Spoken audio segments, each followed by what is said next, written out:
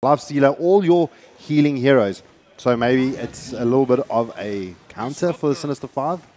Maybe. Well, we weren't able to catch the best of 3 series that they had earlier on. So definitely Leetpro or have a bit of understanding as to what Sin 5 like to run, what they draft like, what they love to draft. So that Ancient Apparition might just be a full-on respect band to an Alchemist, like you said, or a Huskar. And it's, albeit still a good hero, it really provides a global presence of your Ice Blast.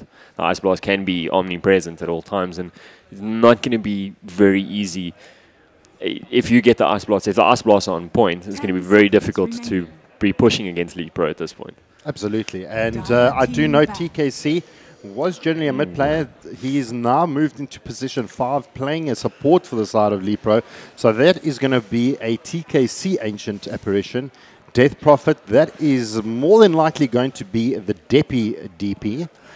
For the side of Sinister 5, they got themselves the Disruptor as well as the Razor. Now, is that the Adestam Razor, or is that going to be the Adestam, or rather the Traxian or Aghanim Razor? I would say it's probably the Adestam. You think that's going to be a mid-Razor? Yeah. I don't know. It's Aghanim plays their position 1, depending on where they decide to run it. The same way as we're struggling to determine where it's going to be, Leetpro is going to be in the same situation. So the bans have continued out. We do have the Nature's Prophet being banned out for Leetpro, as well as the Terrorblade being banned out for Sinister 5. They've got one more ban. The clock is counting down. What can you see happening here with the draft? Where do you think they're going here? So, I mean, having a look at what Leetpro already have their Death Prophet, their possible mid, they're most likely mid. The Sinister 5 have a good safe lane and mid hero. I mean, we always used, back in the day, old meta, talking old meta, there used to be Razor, used to be a viable mid and was very strong in mid. He used to get his levels very quickly and his items even faster. I did see Nature's Prophet being played in the best of 3, if I'm not mistaken, early on.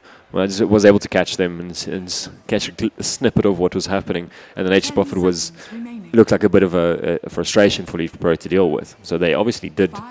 They know what Sin 5 are capable of doing with the Nature's Prophet. They've typically banned out the heroes that gave them a hard time early in the day. Yeah. Absolutely fair enough. They want to give themselves the best chance. Although the CK does pop out now, me as a personal player, pub player, when I see a Chaos Knight, I start freaking out because he just does so much damage. You've got the Chaos Bolt that can do anything from 1 to 4. And in my luck, it's always a 4. You got the Reality Rift that does the reducing armor, does so much damage. It's going to blow up the Ancient Apparition if the Chaos Knight gets his grubby little paws on him. It's an absolute disaster to play with. Now, what does Leetpro do to counter it? They've decided to go with the Tusk, not revealing too much just yet. But what could they use to maybe like stop the Chaos Knight? Do you look at a Sven maybe? Sven would be a safe pick. I mean, Sven is always one of the go-to heroes if you want that high damage, high survivability, because he's innately a very tanky. Chaos Knight also, we need to look. He's not going to be able to get. He's not going to be able to have good Omnit toggles. If he gets toggled by Ancient Apparition, Omnit's not really going to assist him in that sense. Yep. So he needs to watch his HP. He needs to watch his item progression, and Ancient Apparition would most probably be targeting him. Because as soon as you get rid of Chaos Knight, then you open up the rest of the game for yourself, because he's so powerful. He's such a big mountain to overcome, and they pick up another mount, Abaddon. Well, they've got a lot of people on mounts at the moment. Disrupted, the Chaos Knight, and the Abaddon.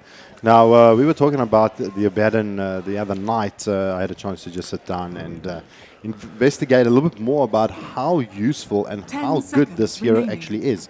He is so good at debuffing heroes that have been that have got certain dots on them, certain deeps on them that can actually shield them from a huge amount of damage. And it's something silly like 500 damage every time the shield pops, as well as having a cooldown reduction on one of his talents. Like I think we worked it out to be something like 5 seconds, 500 damage is being popped from the Abaddon's shield. No. So that is a huge amount of damage that you kind of just like forget about from the amount of. And I mean, yeah, because it's such an underwhelming ability that you don't notice. Yeah, I think it's an inconspicuous kind of hero that he just sneaks his way in there dealing the damage. He's going to pop that onto the CK, possibly onto the Razor, on whatever hero. Now the question is, I'm not sure. Does the shield actually debuff the Ice Blast from the AA? I don't know. I don't think it's dispellable, No. so I'm going to say no. That's not. Am I correct? 100% correct. That is fantastic. No, that I'm correct. So that is going to be the 4 heroes here for the side of Sin 5. They're probably looking for their... I think there's going to be a position 4 Abaddon, position 5 Disruptor, 2 Razor, 1 CK. We are looking for an offlaner. No, is the Abaddon going to be the offlaner, or are we looking for a fit support? No, Abaddon's not too bad in the offlane himself. He can hold his own. Wow. And Okay, let's just pause there from our thinking. Okay, so now it's not often that we see the Enigma rock up to the party. This Oak's going to be throwing out black holes. Now, do you take him... Now, do you think Leetpro has actually chosen the Enigma for the black hole, or purely for the Eidolons and the split pushing? Because you can run him both ways. The jungling version 5 seconds remaining.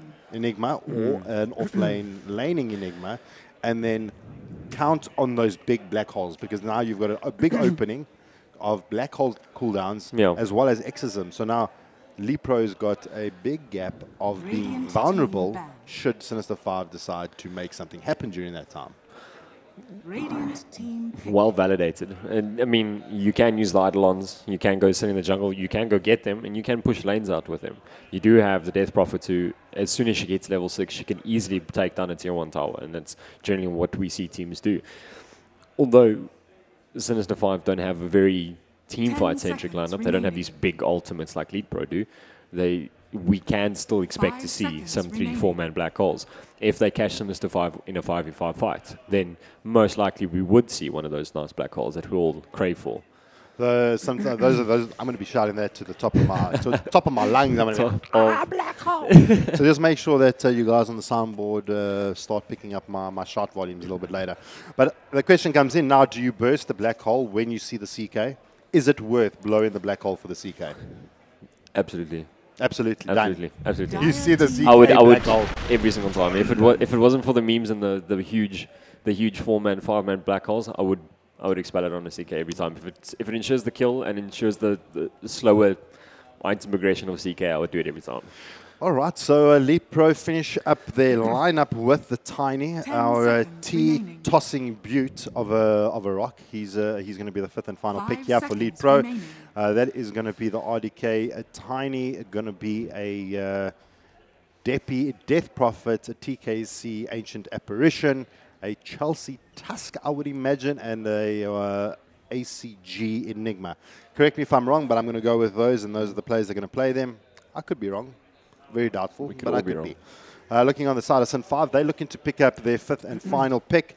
I know, unassuming of where exactly. No, I think it's pretty standard. They're looking for their support. We've got the off lane Abaddon, we've got our safe lane carry as the Chaos Knight, our mid Razor, and our position 5 Disruptor. So they are looking for their position 4 here at the moment. What would actually tie it up nicely? Maybe a silencer potentially. So, I mean, a silencer is going to be very good for Enigma's black holes specifically, but also for Death Prophet's ulti. We're going to the Ice Blast, because generally you would see the initiation happen with the Ice Blast. Oh wow! Okay. And also the Juggernaut. So they completely embarrassed me. Is that a support Razor? And that is going to be a no. I think that is going to be a position 4 Abaddon.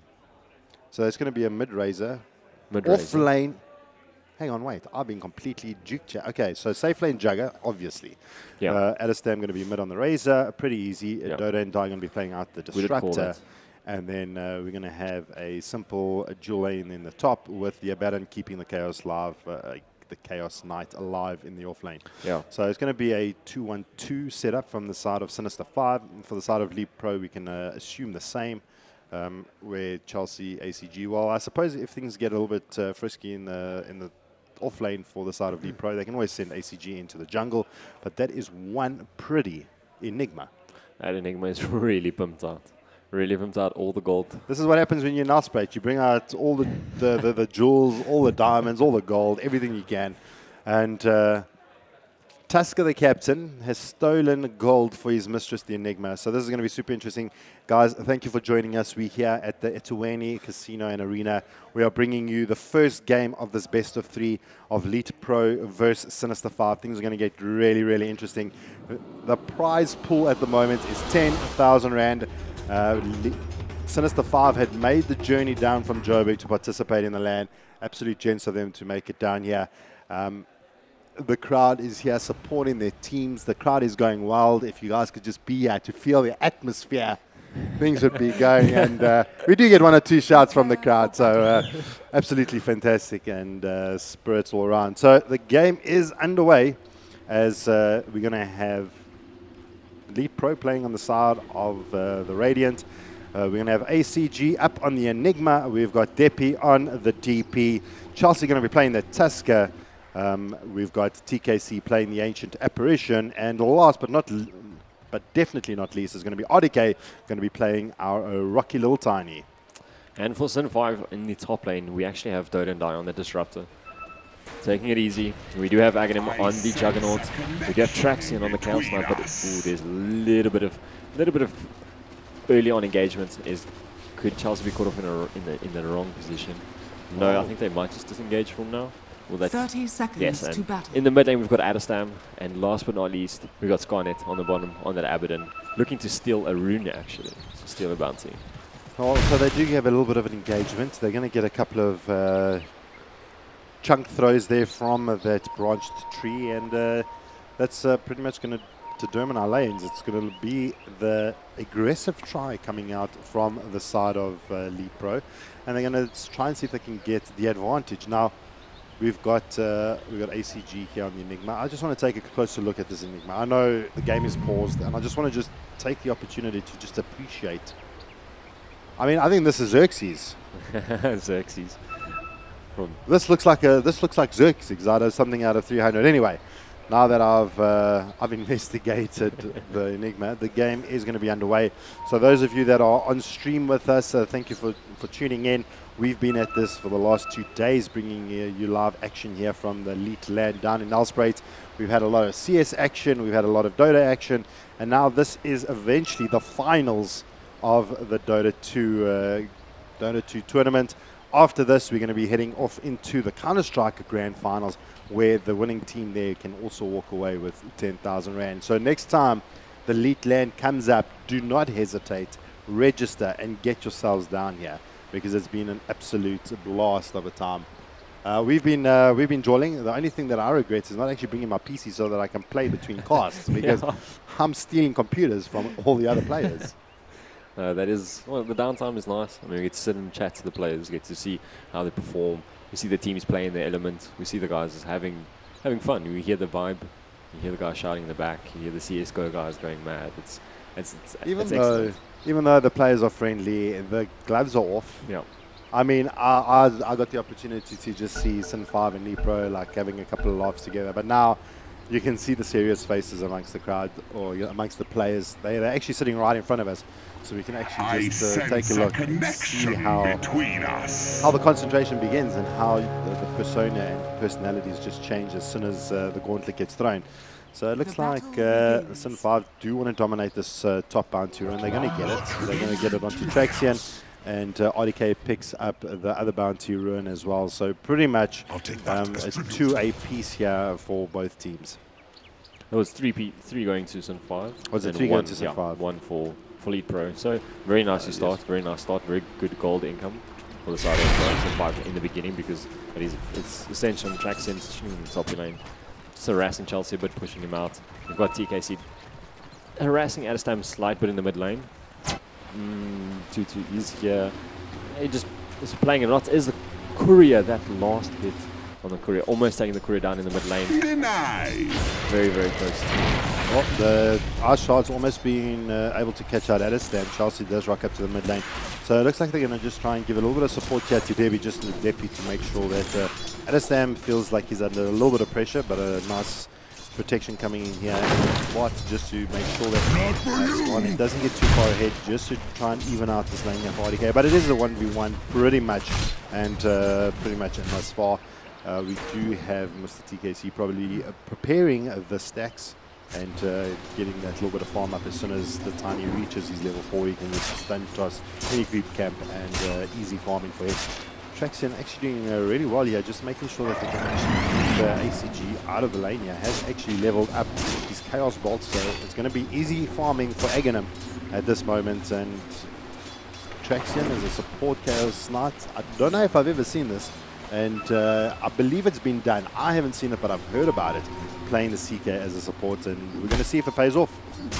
It's not impossible. It's not something that's very common either. But it is, he's doing a very good job of keeping ACG out of the lane, which is essentially the job done. ACG is not allowing, but he's not getting XP, he's not getting the crucial points, and allowing Aghanim to free farm in that top lane is not what you want. Adestan gets a beautiful, well, Chelsea gets beautiful shards off. We're going to put pressure onto Adestan. The Siphon does come out, the ball is out, and Traxian comes in, saves the day, takes down Chelsea, and they do get the return kill. Deppy does get the kill, but now Traxian trying to get that second kill here for the side of Sin 5. And Deppy keeping alive. Chelsea does CP back in. Can he get close enough? Ball up in one. There comes the roll, and they're going to get the return kill as well. So pretty much a 250 trade. Deppy surviving through all of that, and sitting pretty happy, I suppose, with all the trades. Not bad at all. I'm very happy with that. Not getting first blood. She's also, and they would have liked to get first blood, but they do get some return kills as a trade. So very happy about that. But ACG still not having a good start in the top lane. TKC putting creep wave. RDK, I mean, more of a passive lane against the Baron. Skynet feels like he's dominating in terms of the beginning. ACG's level 3. Surprisingly, he's sitting in level 3. Well, I mean, it's not important for ACG to actually get the farm up. I feel he needs the levels. As soon as that black hole is online, then it becomes a little bit of a threat. They do have an appearance here again, but Chelsea hitting the deck. Traxian being in the vicinity just at the right time to keep Adestan alive. And these rotations coming in, it looks like it's a 1-2-1 situation. The mid lane is where all the action is. Definitely a slug match, and as soon as Adestan gets back, respawns in his runs. No, they're going to go back into the mid lane. They want to assert the dominance. They want to see who's going to win this fight for mid. Well, now that Dodendai has actually left the lane, it's going to give ACG maybe a little bit of an opening to try and get farm. What the beauty is about having the Enigma in the outer lines is he's going to farm regardless, but you've also got that threat of actually feeding Aghanim a huge amount of XP and levels because of the outer lines. Yeah, outer lines are very, very powerful.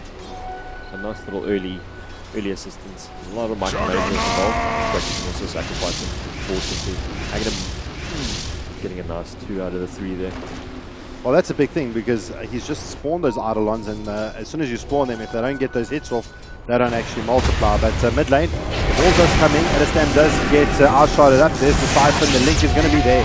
They do lose Adestan though. They get that kill, and now Traxian TP's in as well as Dodo and Tai just to try and see if they can get a return kill. They don't. And Deppy and Chelsea looking pretty happy about that one. Really putting Adestan under pressure here. I really enjoy the slug match. Like I said, there is a fight for mid. There's a fight for mid dominance to see who's going to have it, who's going to call it theirs, who's going to call game one's mid lane to them. And Deppy as well as Adestan are having a good fun. They're having good fun. They're having good slugs at each other. That's one of the emphasis on the rest of the game. Because there is a bit of rotation. TKC is in a spot of trouble. He's spotted trouble. He could be in a lot. There comes the Avalanche. Actually catches out both of them. But the shield is there trying to keep them alive. But Chelsea comes in, gets the ball off. Traxian a little bit of problems. Urshards is there. Can they get the second? And Skynet gets himself out of there. They did bring down the AA, but they do get the kill on Traxian as well on the CK. So I suppose a 1-for-1, not bad. Skynet does survive through that, but RDK is now level 6. Where Skynet is level 4. Could be a little bit of a problem. He's already got 2 points up into his ability, so that gives him a little bit of an advantage. I mean, a little bit more of that nuke, that stun toss gives him that burst damage that as Tiny's love to play. Yeah, that toss avalanche combo is something that we've always seen. Tiny it does so much damage so early on, and like game as well, good to knock down. Involved in ACG, getting a little bit of harassment, but he's one up Traxian, and he just decides to turn around and not pursue that any further. He got the bounce around, he came for what he wanted, and then he just decided to get himself out of there. So far, I mean, quite an interesting game. 5-3 at the 6-minute mark, less than 1,000 net worth in the advantage of Leetpro. So far, all things said and done, looking pretty good, but some sneaky shenanigans are about to take place.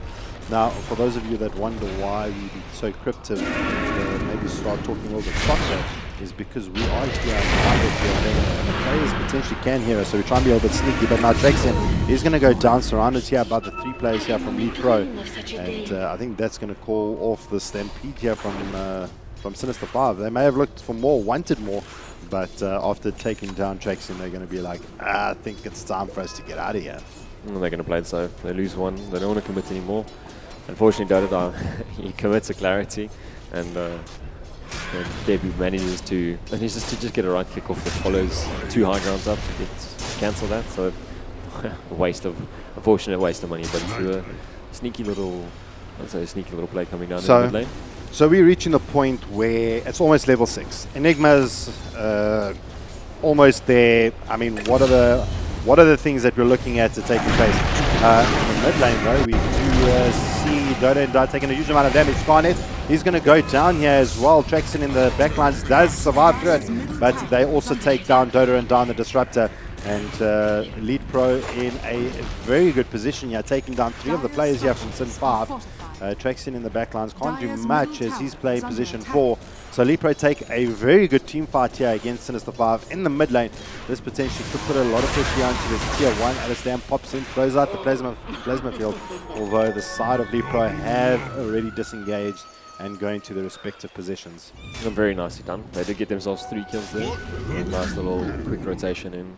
They were expecting something funny to happen. I think they had a bit of a spidey senses there, and they rotated well, and they got themselves 3 kills for that. They are leading the kill chart 3-9 for the side of Leetpro. So very nicely done. Go and die. Well, he's just scouting out there to see if there's any wards up on the top of the hill. It does grant vision. So he's just doing a little bit of an investigation over there. Now we do have Traxon, Donian in the mid lane, trying to see if they can maybe find this pick off onto Deppy. He's been actually doing really good, but Chelsea decides not a chance. He goes in. There's the shards as well. A 2-second stun comes out. The kinetic field's not going to be good enough. Does try and use the glimpse, but it's not going to be good enough. He already got the damage out that he needed to, and we lose Traxon on the CK. So far, Leetpro 3k ahead, 10 kills to 3, 9 minutes in. All things are going to get super interesting as we do now have this bad boy online, but we do catch the end parts of the Omni Slash coming out from Aghanims. Can they actually get the return kill? And I think Chelsea and TKC think better of it and actually decide to back off. Although Omni Slash has been used, that would be a perfect go time. He still does have Blade Fury available, and he can still TP out, so I'm not really wanting to commit so much, because he can just I suppose they also don't have enough to actually bring it down in time. They wouldn't have. So potentially a decent call. Pings do come out, so they do know where each other is. They throw down the Thunder Strike out into Chelsea. There's a kinetic field. The Chaos Bolt out onto TKC. But now Exorcism Siphon's being used out from Deppy. Traxon is going to go down. Blade Fury is going to be available. Adistam trying to fight his way through it. Blade Fury working his way around Deppy. Chelsea hiding in the sidelines of the trees. Thunder Strike is going to eventually bring down Chelsea. And while that is all happening, Toto and Dai is trying to get rid of that sigil, and it's going to just run it into Rosh, and I suppose a 1-for-1 trade, but I mean taking down Chelsea for an Adistam, not worth it, although I think the gold charts actually show that it was almost an even trade, but slightly in favor of Sinister 5. I mean, these two teams not really giving a second to each other to give that space that they need to, because we've always seen that as soon as these teams get a second or extra wave to push a lane, and they will do it, and they will start the snowball effect, and we see that happen so often that, like here, Devin's got the exit ready. He's now going to push this tier 1 tower. Don't think it's worth pushing it right now, because they don't really have the survivability on the side of Sin 5, but they can just concede it. They could possibly go look for a tier 1 tower somewhere else. And well, they're going to actually concede the mid lane. They're not going to actually stop it at all. So now Sin 5, they're going to be looking at finding out what their next objective is. We do have a, I'd like to say a Russian, just hanging around here in the sidelines. We do eventually get the kill here on the sidelines. They do spot our Traxion with this 3-man ganking squad coming out from Leetpro. We do actually pick up a kill here in the bot lane, where eventually RDK does manage to take down Scarnet, but the TP! Ooh. Oh, but was that the TP comes, it gets cancelled out from Dota and Da. Beautiful glimpse coming into play, but now comes out. Sitting with the shadow amulet. I mean, what do you do? He's in fear. Oh, wow. Okay, so Tottenham Bap and Blade Fury is going to be available, going to spin him down. And I think he was trying to actually throw away Aghanim, but he actually picked up Dota and Da, and I suppose he may have lived if it was the other target. That was very unfortunate. As soon as he gets brought back into the thick of it. Glimpse, very well done from Dota and Da to just keep him involved. Tier 1 tower actually going down the top lane, so Tier 1's not being traded. ACG, Depi, they playing objective based game. They're going for the towers, they're going for the momentum, they're going for the pushing powers that they get by taking down Tier 1s. And Traxian, Aghanim and Dota and Da in the bottom lane here, so they could possibly be looking to take a tower. They could possibly be looking to take it out. Top lane, however, Scarnet just gets himself out of dodge. Well, Chelsea's got that ball available, does have our shot, so there's quite a bit of control from Chelsea that can actually cause a little bit of mayhem for the side of Sinister 5. We do have Scarnet just trying to defend out that tier 2 in the top lane. Having a look in the bot lane, we do have RDK that is just trying to see if he can get a little bit of farm, and Aghanim reveals himself there, trying to get a couple of right kills, right picks, but the top lane, we do have the TPs coming in.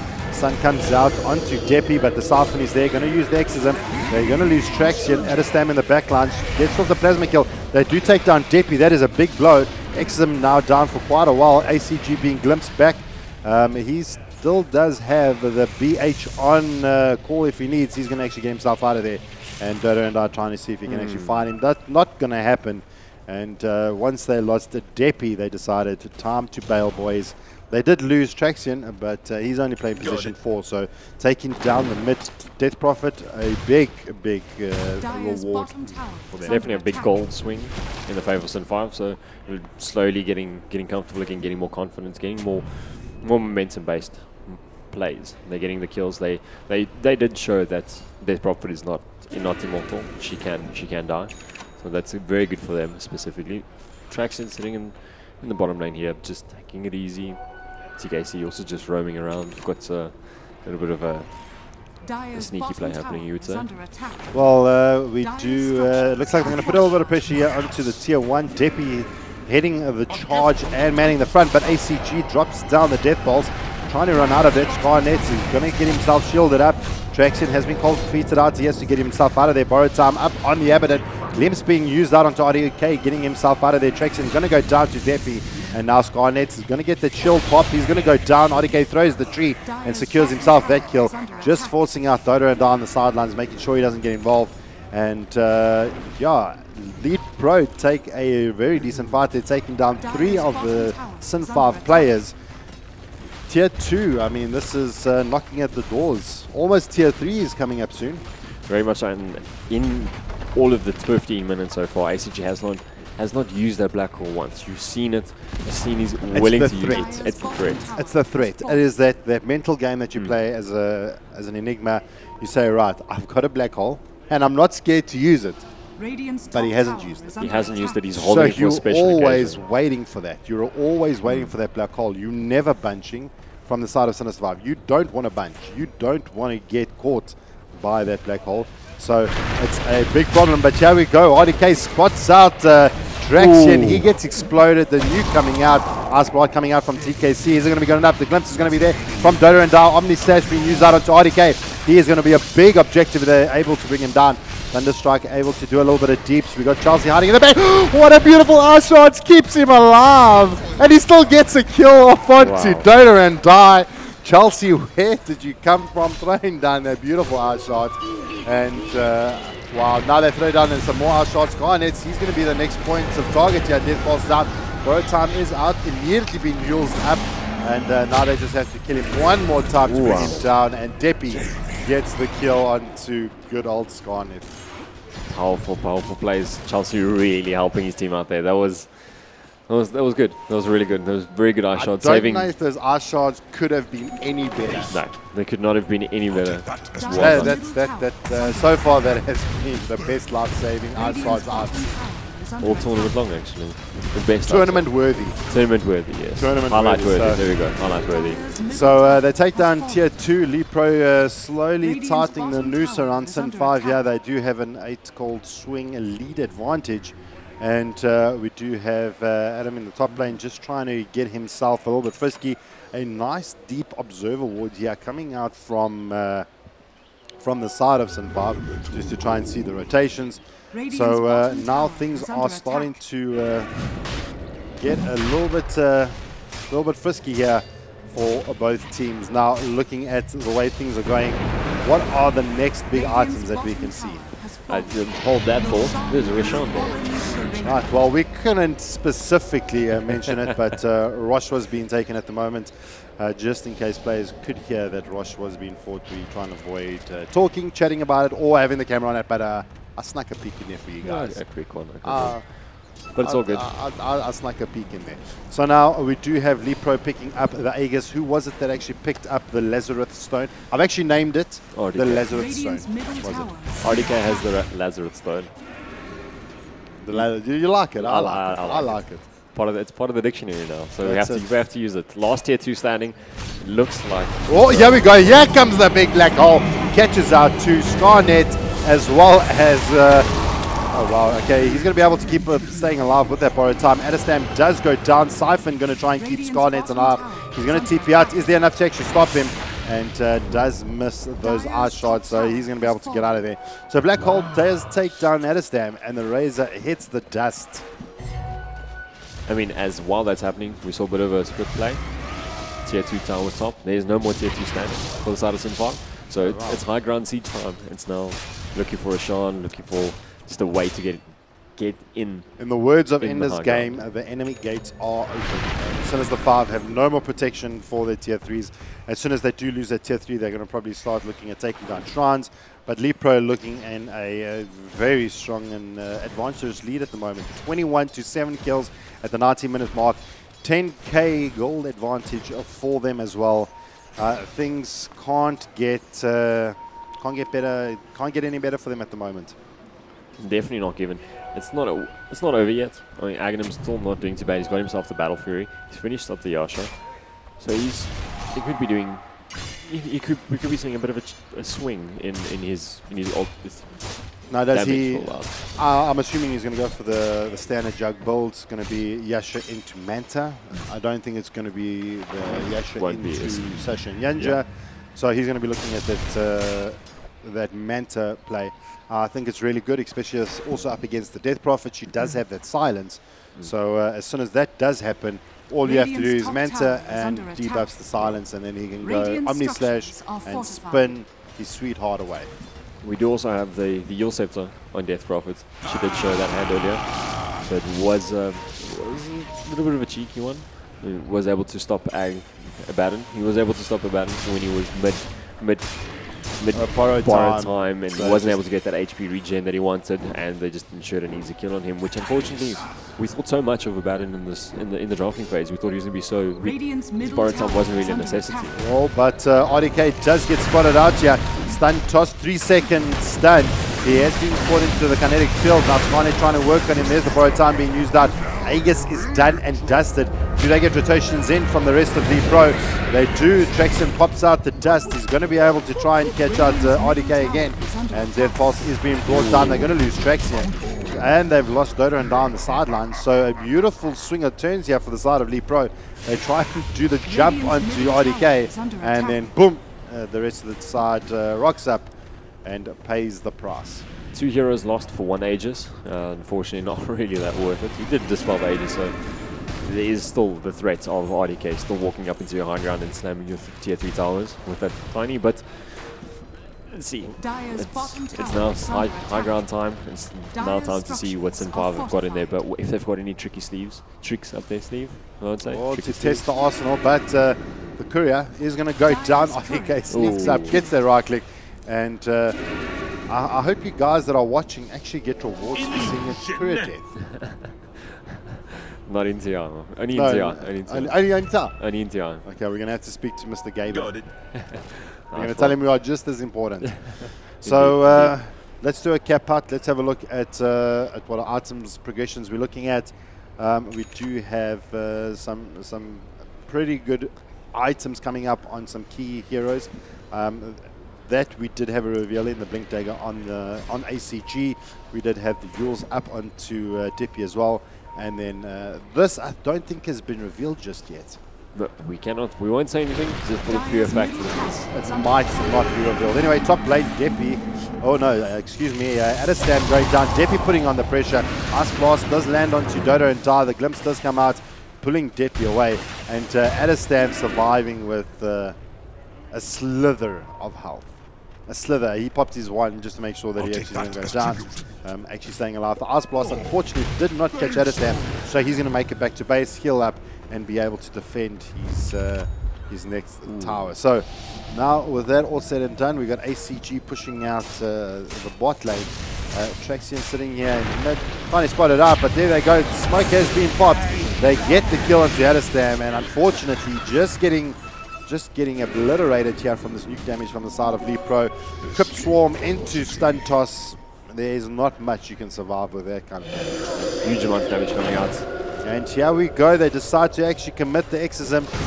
Deppy is sitting on the high grounds with RDK right clicking down that tower. That tree is doing just so much damage at the moment. Or that tree, rather. He's going to actually start working on the racks. But in the backlines, the Black Hole comes down. They take down Dodo and Die. They lose Traxian. And so far, Leetpro doing a wonderful job at taking down the top lane of Rex. But the Omnislash gets done, then does it. Jumps in there, starts battle furying himself and doing some damage here to RDK, but it's not going to be enough. He's going to have to try and get out of there. Crypt Swarm going to be good, going to lower his life as well. The Tusk Punch is not going to do enough to bring down Traxian, but the ball is there. He's going to survive. No, he's not, but Chelsea's going to pay the price, and he's going to go down as well. They have lost the melee lane of Rax. They're going to try and see if they can actually turn this around here. Adestam gets silenced out, but a beautiful little kinetic field and static storm coming out from Dodo and Da, trying to deal damage here to Deppy. He's going to survive through it for the meantime, but he's not going to survive much longer. He does go down. Adestam is down as well, and that is it. The boys have broken the high ground. Very well done, very well done. And Deppy surviving so long and eventually going down, and it just allows RDK to come back in and secure the kill. So very well done. The teamwork just shining above the rest. It was RDK, Deppy. You can see that the synergy between these two players is really paying dividends. Absolutely. I mean, they've got such good synergy. You've got Chelsea that are making these big plays that are just keeping the players in check. Traxian is pretty much all he's good for at the moment is a 4-second stun when it does happen. So I don't know if they got dividends off the CK or it really got done what they wanted it to do. Rather, I think they had a specific plan on how it was going to actually run, and I don't think it actually got done what he needed to. But for the side of Leetpro, they got done what they needed to. They got what Deppy needed to get done. He has also picked up one of these big items here, the Aeon Disc. For those of you that don't know, if he takes a huge amount of damage over a certain period of time, he pretty much dispels that amount of damage and he takes 0 damage. So for me as a techies player, I know that item all too well, because as soon as I try and blow someone up and then they have an Aeon Disc, I don't kill them and I'm a very sad man. All that time spent for nothing, but probably why techies is not in captain's mode. But Chelsea, No, man, I mean, stop giving them reasons not to protect us in captain's mode. Chelsea, we have to give it to him. He has had excellent eye shots. He's been so aggressive towards Sin 5. And considering that game 1 in the previous series that they played against each other, we weren't able to catch, like I said, but he's just shown his kahunas, and they're pretty big. They're pretty big. Not worrying about the enemy. I mean, there's Sin 5 in front of you. Who needs that if you've got Chelsea on your side? Yeah, I mean, he did get those early rotations on mid, put a lot of pressure on Adestam on the Razor. So he got around the map, got done what he needed to, and absolutely. But yeah, they get spotted out. It's not going to be good enough. They did have a sentry in place. The Black Hole does come out, trying to control out poor old Adestam. He goes down as well. And they committed the Black Hole to bring down Adestam while this is all happening. They're going to try and put pressure here into the top lane or the top tier 3. Bot lane, Aghanim trying to take down this tier 2. He does. He's going to put pressure here in the bot lane. While that's happening, X isn't being used up here. And taking down this tier 3 rather quickly. Chelsea being this bodyguard, just waiting for the wrong movement, the wrong placement coming out from Sin 5. Is it going to be enough? The Crypt Swarm just making sure they clear it out. And now Scarlet, he wants to go in. The shield is up. The dust has been popped. And the RDK jumps in there, trying to deal with Dota and Die in the worst way possible. It's going to be good enough. He gets the hit off, throws the tree. Omnislash coming out. The Ice Blast is going to be good. And RDK going to be glimpsed out under the Static Storm. Dota and Die says, listen, boys, this guy is mine. He throws out the Kinetic Field, doing quite a bit of damage here to Aghanim. He can actually right-click him down one more time. No. And Aghanim's actually going to be kept alive there by Scarnet. He does eventually go down as that ward has been placed. Wow. And RDK is going to bite the dust, but with a big consequence of losing 1 Rax and a tier 3 tower. Very much worth it. You do swing just under 1,000 gold to the side of Sin 5, but they do lose their melee racks. So fair trade indeed. Good amount of gold. I don't know if it's fair. Maybe in gold terms, but in terms of objectives, you've lost your mid lane of racks. You've lost your one off lane or safe lane racks. Things are getting very tight here for the side of Sin 5. It's not over by any means, but they're going to really have to find that groove, that chink in the armor. You know, you've got to find that. Keep pressuring them. And wait for the mistake. Wait for that moment. Spot. Yeah, wait for the sweet spot. So Sin 5, they are gathering here in the bot lane. They're going to just try and push it up. Maybe put a little bit of pressure here where Aghanim was putting pressure a little bit earlier when they were in the top lane. So it's getting to that point now, right? We are 33 and 11. 29 minutes in plus minus 17k gold lead, and things are getting really interesting now. I mean, what is the next protocol? I mean, that's a tiny pickup was just really effective. I think that's really a good decision, and that is going to actually be an absolute devastation to actually deal with. Also on the flip, Juggernaut just finishing up one of those other items as well. So item progression coming together. We're starting to see the teams get their items, the core items that they're looking for. Just starting to see that slowly progress into something. And the thing is, are these items for the side of Sin 5, are they those game-changing items? Is Aghanim being caught out by the silence? Does he need it? Does it do enough damage to actually deal with the side of Leetpro? I mean, what if you were the captain? I've asked you this many times in many games, but what will tilt the scales in Sin 5's favor? I mean, what is that big item? I mean, we saw it in one of the previous games we cast that the Silver's Edge on the Troll absolutely just swung things for that team. Is there an item here that can actually do that here for the side of Sin 5?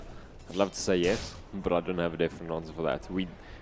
The deficit that Sin 5 is sitting at the moment, the 17,000 deficit, is really, really starting to show. It's starting to show dividends in the fact that they don't have these core items. They don't have these flashy items like we do see on the Tiny, on the Death Prophet, on the Enigma. We don't see those items on the side of Sin 5. And it is paying dividends. We are seeing how they are in the negative and how they are playing a lot more cautiously. Like we could still see Leetpro make a mistake on one of those and lose a team fight, which can drastically turn. We saw one hero dying for the side of Leetpro, and it was a 1,000 gold swing. So imagine a full 5-man wipe. It would be the start that they need to get on the road to a comeback.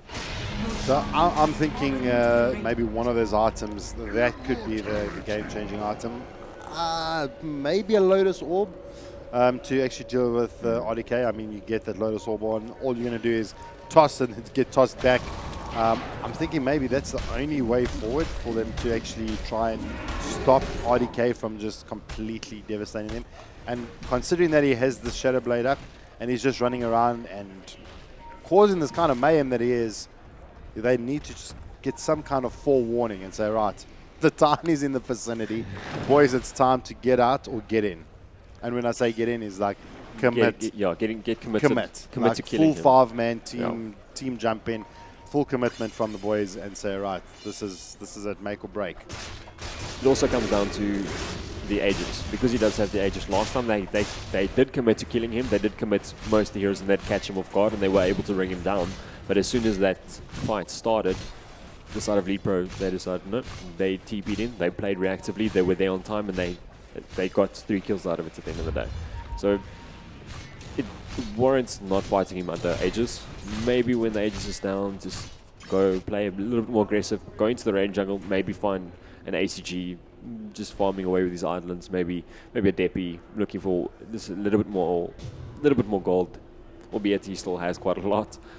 Or maybe you could find RDK. And if you do find RDK, undoubtedly Sin 5 has the manpower, the pure manpower to bring him down. Well, I mean, they've got enough mid lane though. We got Chelsea throwing out the eye shots. I think that's a pretty decent. He does actually show that that the Tusk is in the mid lane. It does say to Sin 5, well, look, we are in this vicinity. That smoke did go to waste. They weren't able to get anything off it.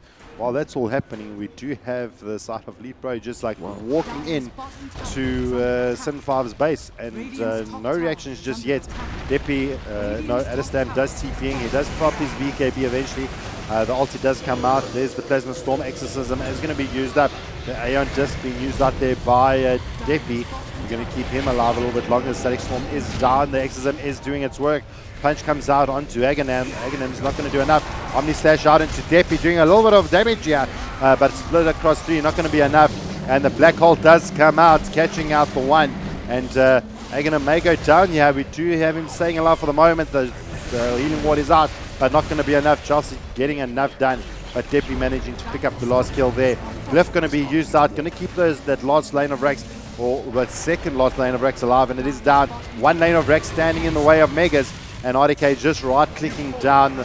Chelsea comes in, gets the ball off, the spin coming out from Juggernaut, trying to see as much damage as he can deal, but he's decided no, he's just going to run out of this, as Leetpro are looking to maybe try and finish it here and now.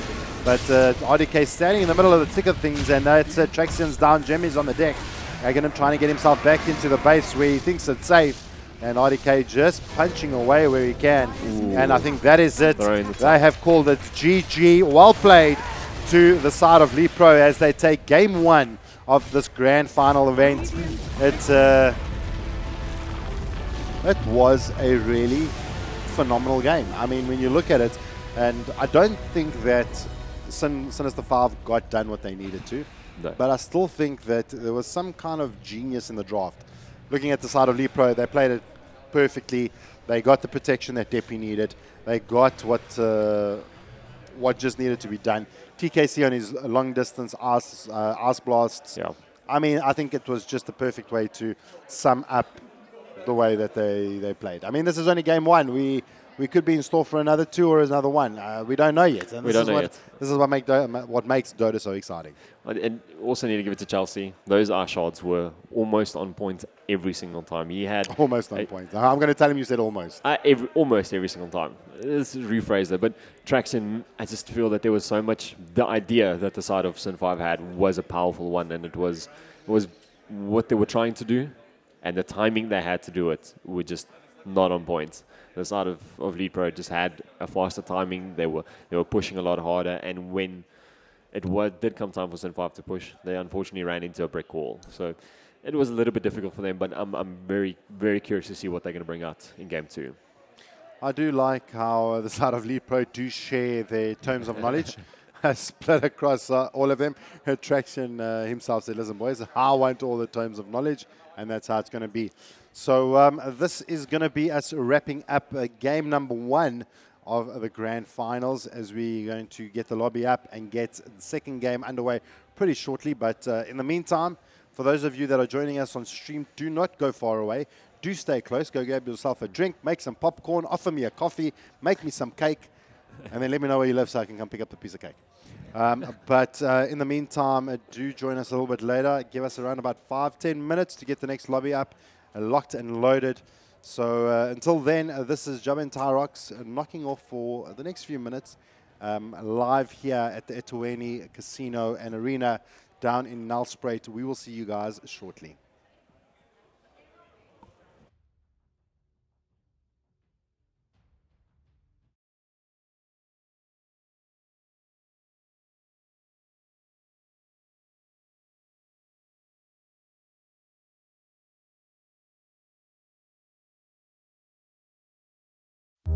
I'm Mike, a very boring college student. Everyone's life has routines, but soon I'll be more interesting than others. I'm Adam. Sports are my everything. But I also often stay home, playing the computer for 8 to 10 hours. I'm Erica. I'm a food blogger, and I truly love to eat. But most of the time, I order in. I watch a lot of videos, so I can study up on winning tactics. I always do my best, even though everyone thinks it's just a game. I want to find a nice guy, but instead of romance, I pay more attention to win percentage.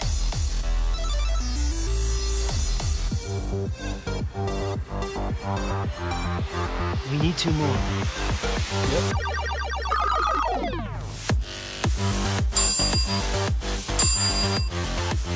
We went from playing alone to playing as a team.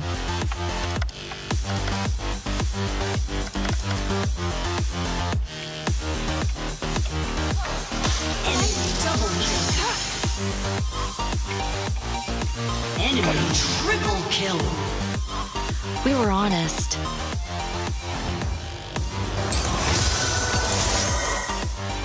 And encouraging with each other.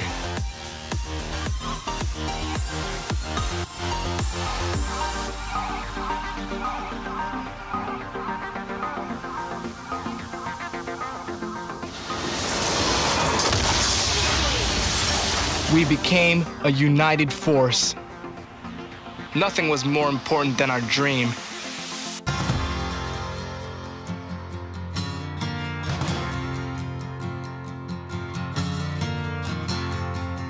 This can't be the last time that I see you. We are very close to our dream.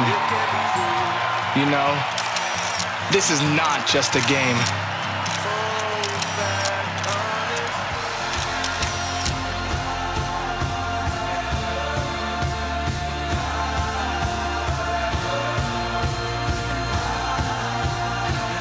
Be a true gamer.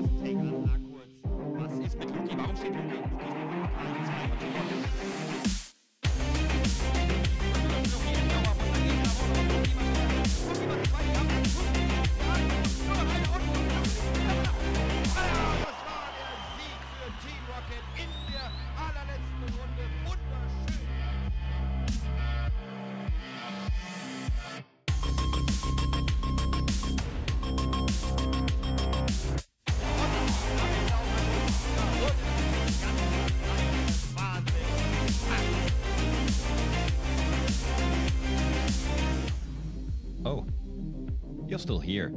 I think it's time for you to raise your level with the Rockets Camp Pro gaming headset.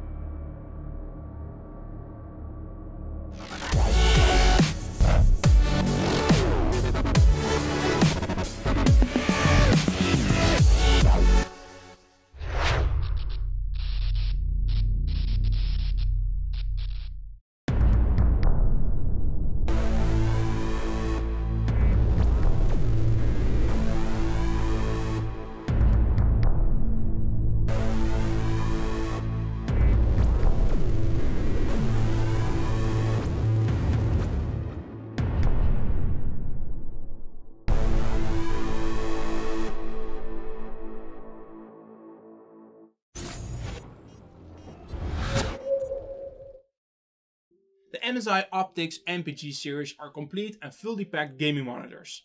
With a 27-inch curved VA type panel, 144Hz refresh rate, 1ms response time, gaming OSD, an adjustable stand and SteelSeries GameSense. If you want to know more details, please keep watching.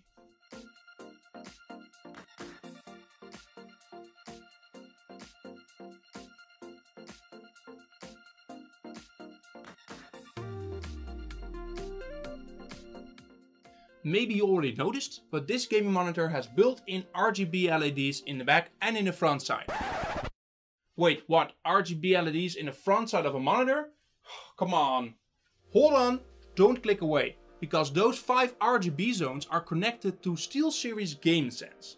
And together with SteelSeries Engine, you can show in-game information of some of your favorite games.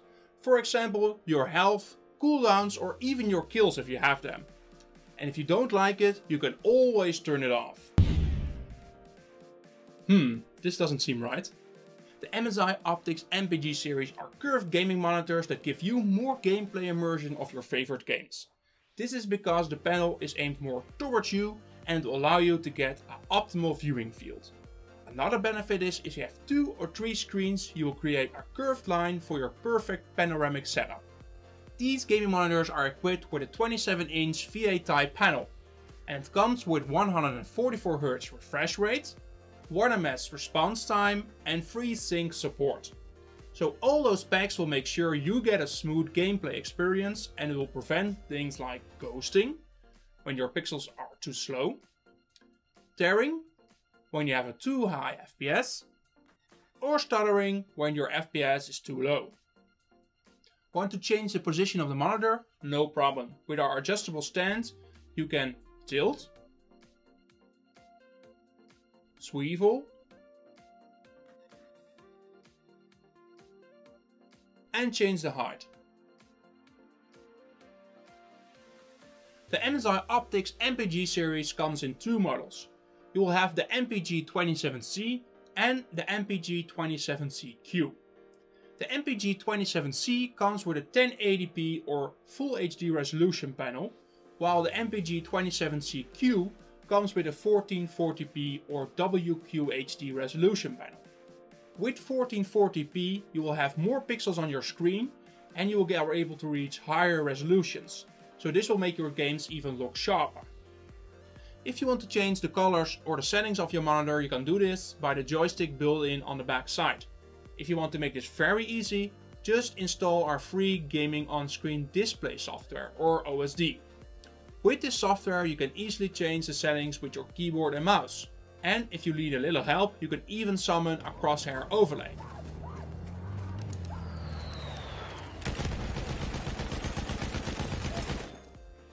If you want to know more, please visit our product webpage.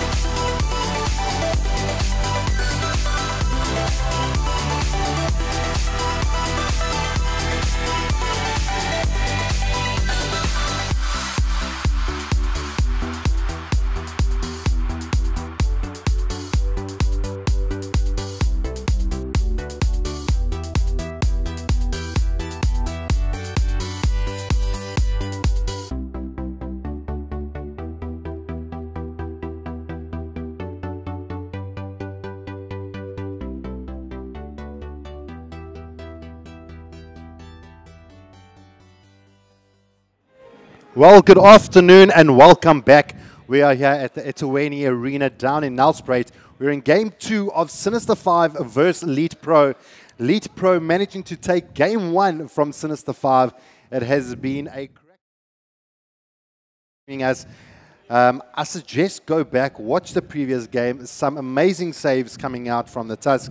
And I would possibly name Chelsea as the man of the match just from that one save that I was able to spectate.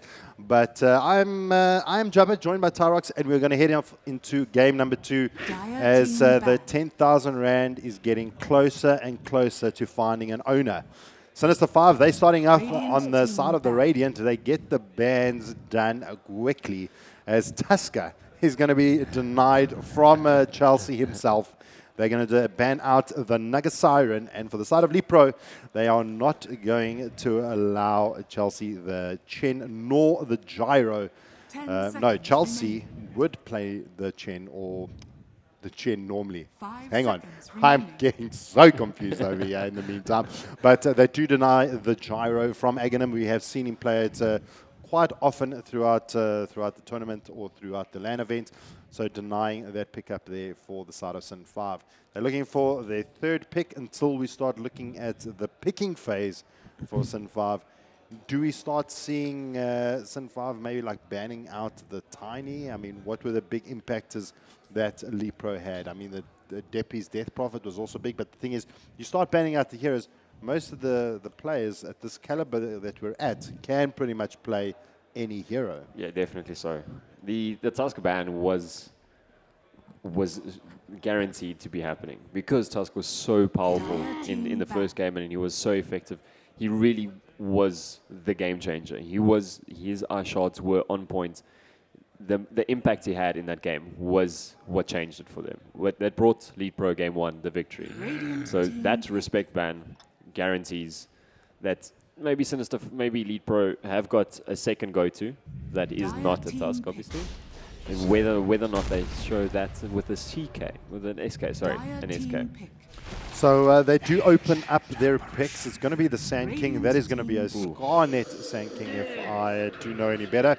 Leetpro, they have a very similar opening. They get the Ancient Apparition as well as the Deppy Death Prophet. So revealing their mid rather early in the lane, at least it was revealed that way. Death Prophet has sometimes showed her face in the off lane.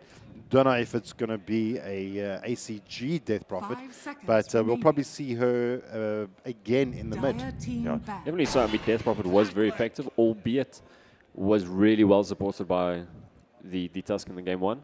It's still not a bad pickup. I mean, it's still such a good pushing power early on. We did have the Ancient Apparition, which was also so effective. Those ice blasts were almost on point all the time, as I said earlier. They were almost on point all the time, and it was that global presence of the ice blast coming into team fights, and where the CK, we thought the CK going for a core position, playing a supporter position, not really as effective as we thought what Sin 5 was going to be running. Yeah. They really put us on a back burner there, and they do pick up an SK and a Clockwork now, so they do have a little bit more of a continuous lockdown. They do have the SK, they do have the Clockwork, who we stated earlier today in our previous games, where Clockwork can be a positive for your team as well as a negative. If he gets the cogs off in the wrong position, he can cliff one of your heroes, like we did see a Doom being cliffed by a Clockwork. So it is even ground, albeit Sinister 5 are a higher caliber team. It is still possible. You can unfortunately be at the wrong place at the wrong time. Leetpro, I'm interested to see if they're gonna copy sort of the game 1's format in the draft, albeit they don't have a Tusk, because he's gone. Sinister 5 also opt to ban out the Terrorblade, and Nature's Prophet being banned out lastly by Leetpro. So well, look, I mean, if they do manage to pick up the Tiny for RDK, I mean, it's really not a bad hero against the Clock. If he gets cogged inside Clock's little cogwheels, he's always got the option of tossing out the Clockwork and not actually taking any damage from battery assault, because it's going to be an absolute nightmare. So that still leaves him that option. There are a couple of other cores that RDK could possibly play. We do still have an opening here for ACG, depending on what he goes. So it all depends on now what Leetpro decide to actually do. They've revealed their mid. They've revealed their position 5 for the side of 5 Sinister seconds 5. remaining. They've revealed their 3 and 4 position. So they've still got quite an open draft at the moment. There's not much that Leetpro can do to actually stop what's coming out from Sin 5. Yeah. But Leetpro, they've kind of revealed their cards and said, listen, we're going to go with the Ancient Apparition once again. We're going to get the Death Prophet now. They're going to look at trying to deal with the Death Prophet reasonably. So Leetpro, they're going to pick up their position 4. It's going to be the Rubik. Depending on what now Sinister 5 go for, it kind of puts them in a bit of a predicament, because what happens is you start going for those big alties. I mean, we saw a black hole last game. It was ACG and it was on the 10 side of seconds Leetpro. remaining. But you start picking up those alties that are massive, it's going to be a gift 5 for Rubik. seconds So it almost remaining. cancels out, right, we don't want to pick up a tile, because that's going to give them the Ravage. If Sand King's not on point, it could actually give away an Epi. Yeah. So the Rubik and the Ancient Apparition start doing a little in terms Dire of team pick. stopping certain heroes being picked up. The Rubik is the hero that has thrown the spin towards Sinister 5, because now they have to be very careful with what they pick and how they pick, how they're going to, their positioning within the team fight itself, regardless, because now the Sand King's already on the board.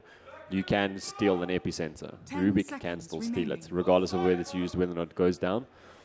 It is something that can be 5 stolen. seconds So it is remaining. something that's already a problem for Sinister 5. Absolutely. Whether or not they gift Rubik another ultimate to steal is all up to Sinister 5 at this point in time. If they make it so Rubik has to look at what to steal, they could possibly catch him off. If they give him one hero to steal from, it makes it a little bit easier. Do you know what I would really like to see coming out from Sinister 5? Is a puck mid. I think that would do really, really well. You've got that coil that he can drop down. It's not going to allow anyone to run away from the Sand King Radiant ulti, team and it's going to be able to lock down a lot of the heroes. So it is going to be another Tiny coming out for RDK, and a very good pick. I mean, it did him well in the last game. And now the ball's back in Sinister's 5 court is what do they do to deal with the Tiny? If you allow the Tiny to get ahead, how do 10 you shut him seconds down? remaining. The one thing that we did bring up in the draft of game 5 1 is that seconds Sinister 5 remaining. didn't have enough lockdown for these heroes. These heroes were able to, albeit get into a bit of trouble, get into a spot of trouble, and then the rotation would come in and they'd survive. For example, with Tiny in game 1, where he was brought down with the Aegis, as soon as he respawned, then it was just Team a back. slugfest, and Leetpro walked away with 3 kills and no losses. They did lose the Aegis, but it was a 3-for-1 trade. And Razor being picked up by Sinister 5, they still... Okay, so they have the faith and trust in the Razor. That Link, hopefully doing a little bit more work, maybe getting a little bit more 10 support for seconds Adastav in the mid remaining. lane, making sure that he can guarantee that farm and not getting those 5 big ganks that seconds Leetpro remaining. is actually getting off. Yeah. I mean, with Rubik now on the board as well, he's a Radiant really good team roamer back. as well with the telekinesis.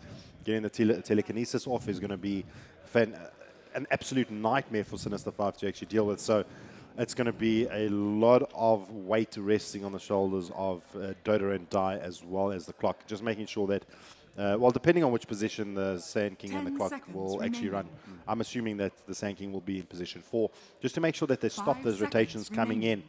from the side of Leetpro, making sure that they can keep Adastav healthy and safe. I think that is what their objective and their goal needs to be. I think until RDK reaches level 4, he's pretty much, well, once he reaches level 4, he's pretty much Radiant safe team in pick. his lane, and things are going to start moving around as they did previously. So pretty much a very similar draft to game 1. A couple of heroes have been changed out. We did have the Tusker on the side of Leetpro. He's been banned out now. We do have the Rubik now up for the side of 10 Leetpro as seconds well. remaining. And they have changed out a couple of heroes. Sand King Clockwork, 5 they're new to the seconds party. remaining. They've been invited. They brought the right gifts. They shook hands with the right people, and they got invited. So with the 2 picks left for Sinister 5 and Leetpro, let's just have a look at the bans. Terrorblade's been taken out. We've lost the chance of seeing the Lifestealer and the Enigma as well, also been banned out against Leetpro. Obviously, Dire ACG doing team really well in the offlane, and the threat of the black hole always being a problem. So they come with a big punch to the gut and deciding to pick up the Wraith King. Now, this guy's got 2 lives. So instead of going for the Abaddon that had a borrow time, he's now got the Wraith King. So even if that Ice Blast does 10 land from the seconds Ancient remaining. Apparition, he's just going to be able to respawn a little bit later and come back, and they're going to have to 5 deal with him seconds all remaining. over again. Pick up a BKB, RDK is not going to do much to him. So I think this is a good response to what Leetpro have put forward here. Definitely, and also increases the stun lockdown, as we said. Wraith King, we do have Wraith King, we do have Sand King, we do have Lightning. There's a lot of stun potential, a lot of comboing up of locking heroes down, where you would get Death Prophet, getting Yule Scepter, and getting out of dodge. Now she can get the Yule Scepter, but she needs to be a little bit more careful with where she uses it. Where her timing is, she can throw it out in the beginning, dodge 1 or 2 stuns, and then she's fine. Whereas now she needs to kind of just think a little bit harder about it. Think about when she's going to be using that, who she's going to be using it on, when is the perfect time to be using it, because if you don't, you can easily get locked down. And Death Prophet, albeit a very strong hero, doesn't have a Wraith King HP pool. Yeah. Well, we are 5 seconds left to see what Leetpro pick up. They're looking for the ACG hero, and it is going to actually be the Juggernaut. So it looks like a little bit of a swing of turns over here. It's going to be a RDK Juggernaut, the ACG Tiny. So we're going to see a little bit more of a utility Tiny coming out as opposed to that big right clicker. And this may actually be in response to the Wraith King being picked up. We normally see Juggers pick up the Manta, Diff Blade, and a reasonably good way to actually deal with a Wraith King. Take away his mana, and he ain't coming back. No, that's one thing, that Wraith King is not unbeatable. You take away his mana, he's not going to be able to do much. He can't respawn if he has no mana, and he needs the mana to respawn. So getting RDK on that Juggernaut, getting some Etals, getting that Diffusal Blade is going to be crucial for him. The timing on that's going to be very important for Leetpro, because they will essentially try and rule out one of the heroes' ultimates. Yeah. So I mean, I think they've done a good job, Sinister 5, to actually prevent too much shenanigans that the Ruby can actually get done. I mean, he's always going to get a stun from the Wraith King, potentially always the Plasma from the Razor, and maybe a Thunderstrike from Dodo and Die, Burrow Strike from the Sand King. So a couple of abilities that he can steal and use, but not those big ultimates that you would hope to kind of get. I'd say the Sand King is probably the biggest that would be under threat to him. But here we go. We are in game number 2 of the Leet LAN Grand Finals of Leetpro versus Sinister 5. 10,000 Rand up for grabs. And there is quite a bit of money here on the line. On potentially could go in favor of Leetpro if they manage to take this game out of Sinister 5's hands.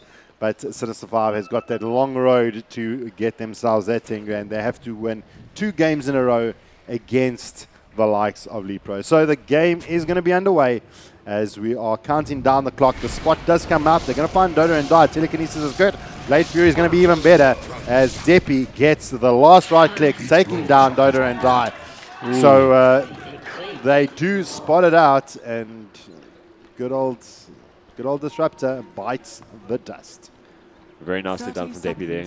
They did essentially looking for a hero to pick off, and unfortunately it was Dirt and Die, and he doesn't have the HP for it. He doesn't have the HP to survive. He doesn't have the ability to get out of dodge. So he does play with his life, gives an easy first blood to Deppy, and I don't think he could have started any better. The only thing now would be to get 3 runes, which kind of is in the sacrifice for the first blood.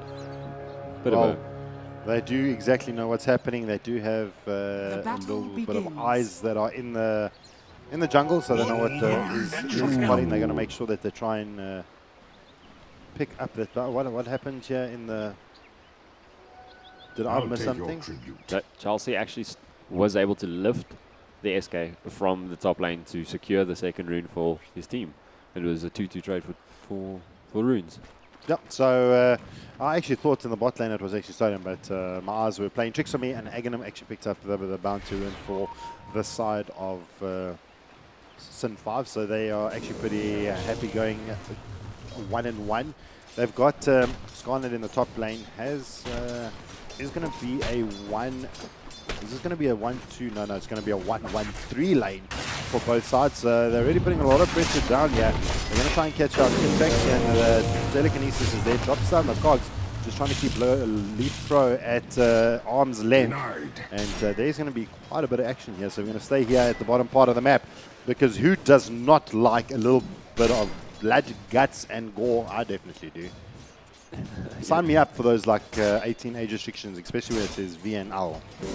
Because then you know we're going to see some John Wick kind of stuff. Now, you do see Dota and Die does just try, I think he's trying to get a couple of newt camps stacked there for his core. They do put RDK on the bottom lane. The top lane with Chelsea, babysat by Chelsea. And from game one, if game one's anything to go by, we're going to see Chelsea playing at top form, being able to just really, really make the big impact plays that we can see a Rubik do. So what they've done is they've actually matched up the SK against the Tiny. Skynet has actually opted to put a point into a Caustic Finale. What that does is it's going to be able to keep ACG at bay a little bit to make sure that he can't get those last hits. He gets the right clicks off onto the creeps. If he's in the vicinity, he's going to be taking quite a bit of magical damage. So he's going to be under a little bit of pressure there. Every time he comes in for that last hit, he's going to be really, really careful on when he comes in and when he goes out. When ACG does up for 1 point in Avalanche, he does have 1 point in each of these first 3 abilities. 1 point toss, 1 point Avalanche, and 1 point in his tree. So not doing too bad at all. He's quite comfortable. He's going to take a bit of a rest, but he does have quite a lot of regen available to him right now. So he's not going to worry too much. Scarnet, however, doesn't really share that same ability. Doesn't have any regen. There's no tangos. He does get sneaky little rune in the bottom lane. So I think he's already used all his consumables. He needs to get more. He needs to get more. Wow. He's actually going to pull the lane in the top lane and pull a wave. Well, here we go. Bot lane. No, they do get the telekinesis off onto Aghanim. They're going to bring him down. Blade Fury is very good at the moment. Thunderstrike coming down from Dota and ODK may actually bite the dust. He does, and may actually be a little bit of an issue here. They do lose RDK. They're going to try and pick up Trex here. Ooh. And they do as well. A 1-for-1 trade coming in the bot lane. Now Chelsea being right-clicked down here by Dota and Die. He's had enough. But a beautiful hold there on the telekinesis, making sure that he keeps Aghanim out of the bout and not being able to get that Wraith Blast off. Can he get it done? Ooh. And Dota and Die closes the gap, gets the Thunderstrike down, and boom! Well, Bobby is your uncle. Even though Bob's not actually his uncle, it's a saying, you know. It's a phrase. It's a phrase. TKC, a very nicely trade actually. To get back to that, very nice trade, very nicely done. Chelsea almost getting out of dodge and almost living to tell the tale, but he just get caught off by the vision. That's why it's Tales of Legends, is because there's no one that actually ever survived it. so can we say that he was a legend? Well, it looks like at the moment they've left Aghanim here in the bot lane to go up against TKC and RDK. Quite a bit of rotations coming in here from both position 4s, and we may have a little bit of a connection happening here. We do have some sneakiness potentially happening here. We're going to be very quiet to see what actually does happen. The courier does come in, and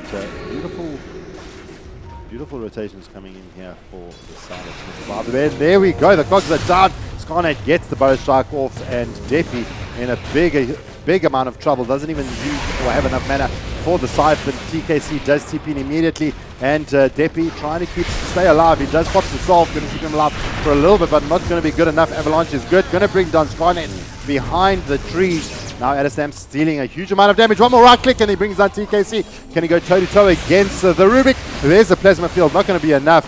And Chelsea going to be brought down in the back lines by Dota and Die. Almost thought things were going to happen, but the Blimps taking back good old TKC. It was nice having you in the mid lane for the moment, and then we're going to send you back to base. I know Disruptor players love doing that because it's just like, well, spend 50 gold, buy a TP mid, and then wait for the cooldowns and get wrecked. So. It was a lot more painful when TP was 100 gold back in the day, but it is still a frustration because you now have to walk. Yeah. You thought to TP, you sent back, you need to walk. It is frustrating, and it also does cost an extra TP, and albeit it could change a team fight. Yeah. There's so much possibility that one glimpse can make. There's so much change. You can pull heroes back, send heroes back to where they came from, and it is effective. I do like the fact that Sin 5 have got a stronger start to this game too. Well, top lane, there we go. ACG under a huge amount of pressure here from Traxon and Scarnet. ACG does toss his Traxian out, but he's back at the action. The bow strike is going to be good enough. ACG trying to run through it. There's the Avalanche. Scarnet decides the better of it, and he's going to get out of there as Traxion now has to go toe-to-toe against ACG. Is it going to be enough? But ACG may have enough to bring him down, but no, they tag team it beautifully. And there you have it. Wow, the boys from Sinister 5 found the groove, and they know how to dovetail, I would say is the best term to use there, as they're able to bring down ACG. Very, very nicely cast by Scarnet. And they waited for the opportune moment, waiting for the cogs to get down. And Traxion just really playing it comfortably and safe. He was playing a slug match against the Tiny, which was going to be a losing battle. He's like saying, come on, Scarnet, come on, you got to get in here. And Scarnet waited for the opportune moment and then got involved and got secured a kill. But Dodo and Die, he's under a bit of pressure here. The bow strike does come in from Scarnet again, does decide to go into Deppy, taking quite a couple of hits here from the tower. Dodo and Die trying to close the gap. He does throw down the kinetic field, takes one swarm to the face. Alistam on the sidelines, throws down the plasma field and does get the kill. But Scarnet once more finding the kill here on TKC, throws down the Sandstorm just to give him a little bit of length. But the cast finales does slow him down. One more right click, gonna be good enough. And TKC bites the dust. I don't know what happened during the break, but whatever the boys drank from Sinister 5, I want some. They're really bringing game to. They're really bringing it to. Do you know what I feel the difference is? They're really guarding Alistam mid. They're trying to bring down Deppy, put a bit of pressure on him, and make sure that he can't get ahead as what they did in the previous game. It feels like a mulligan almost, and this time around, noticing the mistakes from the previous game, or not even the mistakes, just maybe just not noticing how important the Razor was in the lineup, and this time around, stopping those shenanigans. And just putting pressure on Deppy, which really didn't really have as much pressure in game one, so you really was more confident and capable of just pushing mid lane and winning the lane, and it was the downfall. It was part of the downfall. Now, putting the pressure onto Deppy, he really is a lot more careful of where he's going. He's not as aggressive as he was in the start of game one. We are 8 minutes in, and Sun 5 already have 8 kills, so we're definitely seeing a change of pace from game one. Absolutely. Absolutely, and I think it's going to be super interesting at the moment. We do have Alistam pretty happy farming in the mid lane. Let's take a look at our net worths at the moment. The Jagger looking like he's ready to rock and roll, sitting top of the charts, then followed by Alistam, then Scarnet, and then by the Raven. So the side of Sun 5, they're doing really well in terms of net worth and holding the logs there. RDK is the only one that is kind of holding his own there for the side of Leetpro, keeping the banner flying high. But now we're going to get to the part where we start moving into the mid game, and we're going to get a lot more rotations coming out from the supports, and that's when things are going to change drastically for both teams. We are going to see the evidence of a winning lane. The laning phase is going to dictate a lot about how the early to mid game goes, whereas the item progressions are going to be start. Albeit there's very little difference between the two teams right now. 15 minutes in, we could see a change. We could see a change towards Sin 5. We could see Leetpro take a gold advantage and XP advantage, and that could it could dictate the pace so very quickly. We do have a laning phase, which is extremely crucial. Oh, here we go. They're going to choose to go into Chelsea. TPs do come in. They're going to use the glimpse. Traxion, he's going to try and throw out the flare. He's going to get cold feeded up. He's going to just make his way away. TKC gets watered down by the plasma field. Siphon does come out. Going to try and slow him down. Not going to be enough. DP wants to get back in. Kinetic field is down. Right clicking down. Dodo and Die. The toss does come in from ACG. Throws down Deppy. Can he get the denial? It's not going to be good enough. And Deppy picking up the kill there. So they do get pretty much a 1-for-1 trade. Chelsea for Dodo and Die. I'll take that as tribute. A little bit more. Dodo and Die was on a 3-kill streak, so a little bit more gold going towards Leetpro, so they would be happy with that.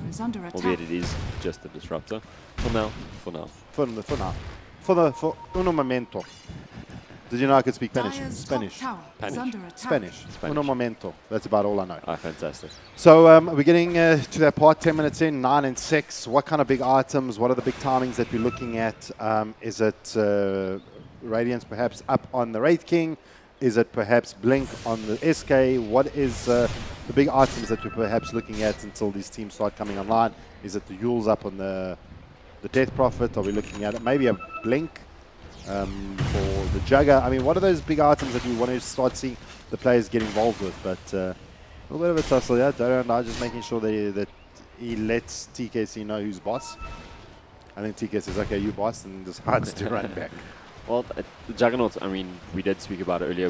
Rating, who is that big slump, who we haven't actually been a lot of focus on. Aghanim's taking it easy. He's been involved. He's lost his life twice already, so he's taking it a little bit easy on fighting. He's not combat ready as of yet, but he is gonna be a problem. Eventually, they are gonna have to fight him, and they are gonna have to deal with the 2 lives he has.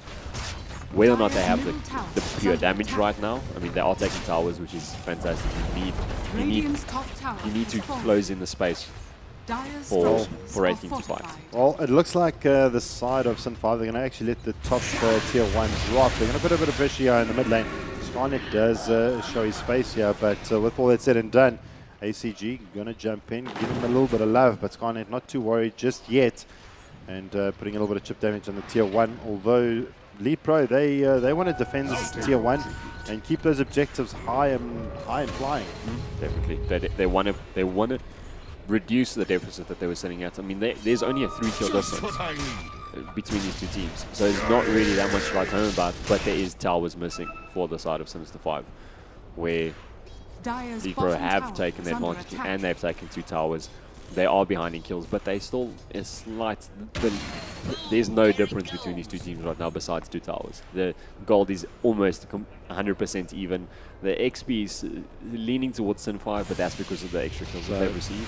So this is super interesting, this item up here. They are trying to see if they can make a play here. Show their hand, show the hand. Well, that's exactly what's going to happen. The flare comes out, they know exactly what's happening. The cogs come out immediately from Traxxon, and the sneakiness from Leetpro has been stunted. I mean, when sneaky Spidey senses go off, you know exactly. But Traxxon gets the hook off, tosses back, the excellent is being used out. The kinetic field is going to be good. So the bird siphon going to be used out here by the Deppy. He does take down the clockwork, and even with them knowing the side of Leetpro is in the vicinity, can't do much. And they're going to be able to take down this tier 1 relatively quickly. Very nicely. I don't think there's any much more need to contest. It's on it. He's sitting in the mid lane. Won't even go for the deny. We've seen a couple of good denies today, but I don't think he needs to commit his life for that. They do know he's there, though. They do know he's there. They've got the vision. They've got the advantage of knowing where he is. But don't die. Oh, he's going to get caught off. He is as good as dead. Nice pick up from Chelsea. And Traxxon TP's into his death. And that is throwing lives at the side of Leetpro. They're saying, well, I'm available. That was a very unfortunate TP. Not expecting them to be there. And he does play with his life. Chelsea now, he's starting to see the confidence he showed in game 1 with just going to bouncing runes. Just the small things is making the difference, where you see his play starting to show that how confident he's feeling with. Now you see Adeslam and Scarnet in the mid lane just trying to get some extra gold, some extra XP, get some extra items, quicker progression towards the items. They need the gold. They really are starting to feel the pressure right now. Leetpro have their time going. Well, I mean, all said and done, I mean, looking at the scores, we are 9 and 10, 15 minutes in, with just about a 1k gold difference. So, by no means is any team out of this, and you cannot say what and who is the stronger team at the moment. Although, for morale at the moment is that Leetpro have been taking a really successful team fight, and it's kind of slowing down Sinister 5 just a little bit, but Santos comes out in the mid lane, and Dota and die. I suppose he's choosing to rather die than Dota as much. Oh, but there's 2 big pickups for Juggernaut and for Sand King. There's very nicely, just showing that on its own is going to be crucial. Sand King gets one of those crucial items, and that could be a game changer. RDK as well, getting one of those, but we do see Scarnet just going up into the Radiant side, seeing what he can have done, and does actually get caught off. Well, he gets spotted out here with Chelsea and RDK. They're just making sure that they're keeping at bay, but they do perhaps know something fishy is up. Dodo and I get spotted out, throws down the silence, and here's the action under the rush, but they're going to lose RDK.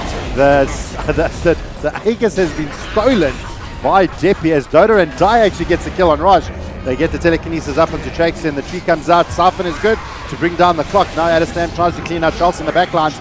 The right clicks do come out onto Deppy. They're trying to deal with him rather quickly as Aganam is going to go ham on him. Still got reincarnation available. And before you know it, Sin 5 are looking at turning things around. Scarnet once more comes in, but ACG shows him who's boss and takes down Skynet. I mean, this is like Terminator days. And very nicely, I think ACG getting a little bit of payback from earlier. It's really taking it to Scarnet and really nicely done. I mean, they almost lost all 5 of the heroes there. That's a nice big swing. It's a 4 for 3 trade, so it's a fairly even trade between the teams, but very nicely done. The Aegis was expended as well, so I don't know. It's so very nicely done from Sin 5. So Dodo and Up get the kill on Rosh. Deppy still picks up the Lazarus Stone. I'm coining that, eh? I'm coining it. That's mine. The Lazarus Stone. He picks it up, gives himself another laugh, and gets himself out of there. So I suppose, all in all, a decent fight coming out for the side of Sinister 5, showing that they still got the cojones, still showing that I want to go toe-to-toe against Leetpro.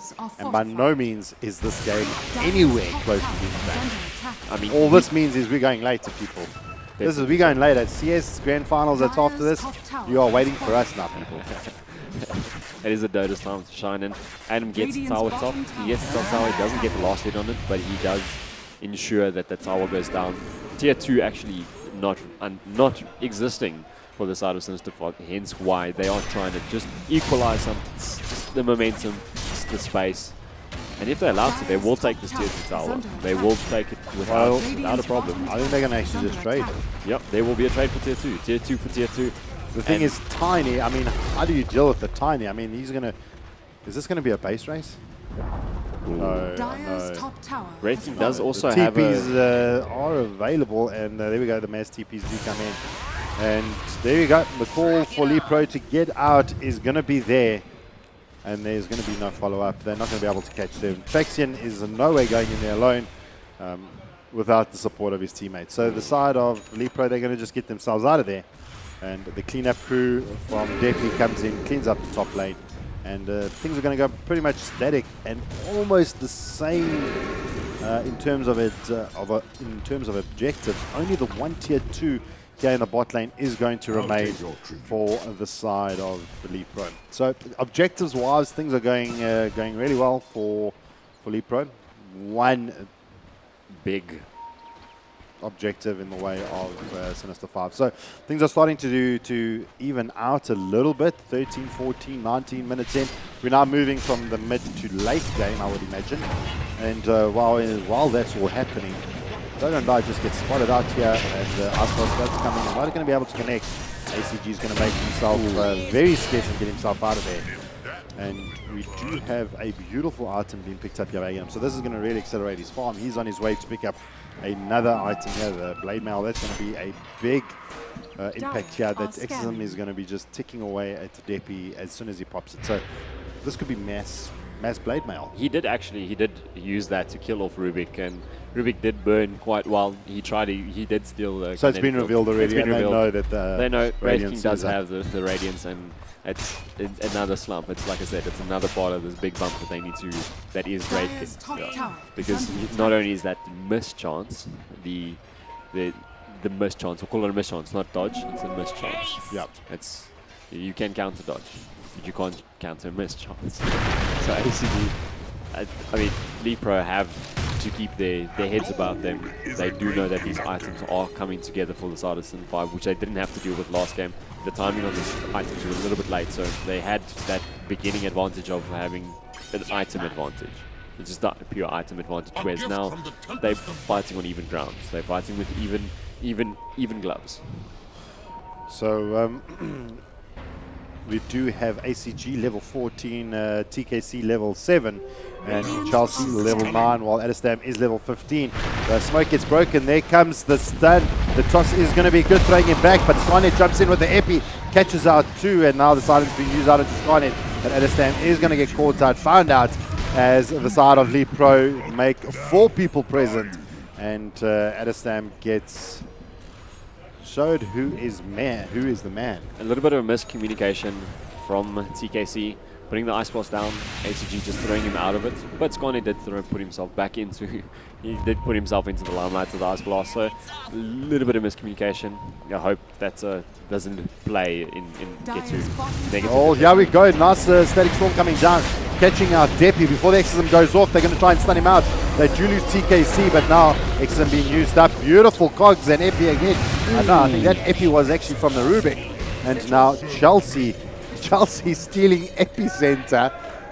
That got past me and absolutely devastated the side of Sinister 5. They lost Dodo and Die in the back of that. They did lose TKC, but so far just a 1-for-1 trade. I suppose it is kind of a win. Exorcism is down for the next 2 minutes or so, so we may see some form of reaction coming out from Sinister 5 that they may actually want to do something. We do have Epi down for a little while.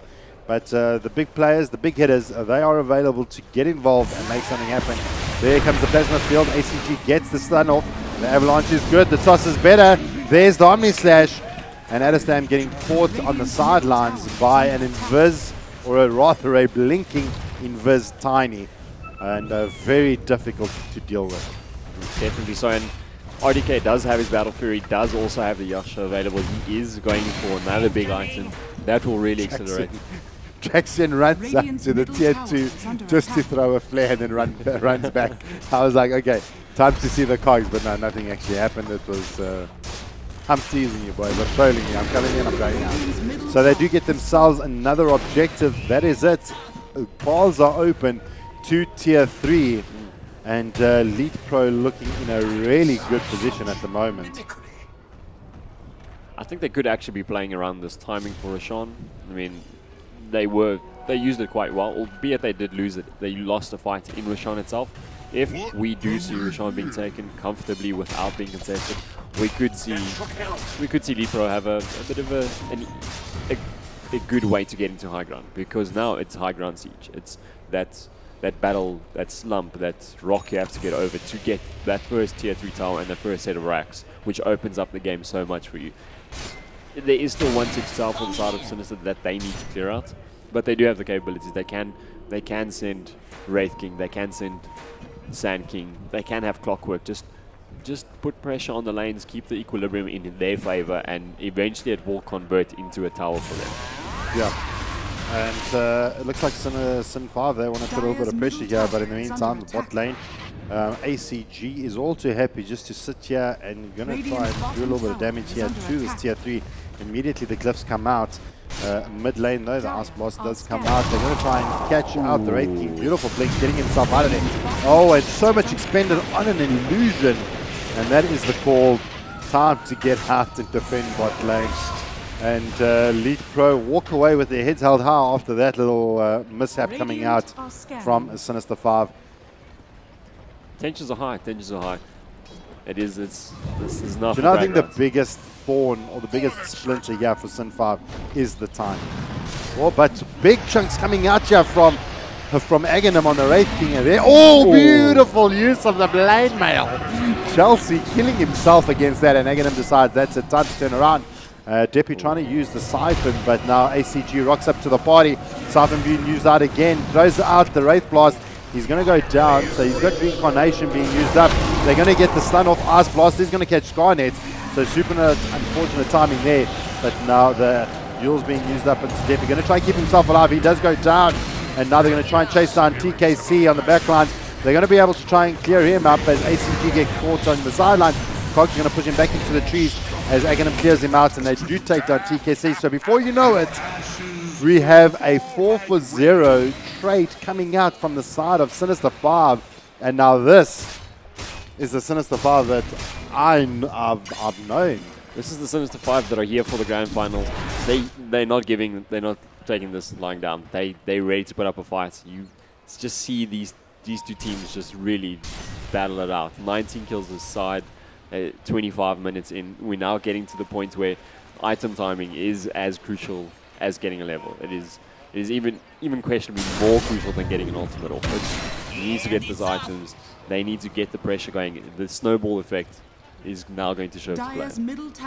Well, I suppose maybe a bit of advice for Leetpro is don't jump on your Wraith King if you cannot blow him up quick enough. They did think that it was enough to spend 2 heroes to get him, but unfortunately it was not. They needed more. They needed more damage. That missed chance is a very big pain in the butt for them right now.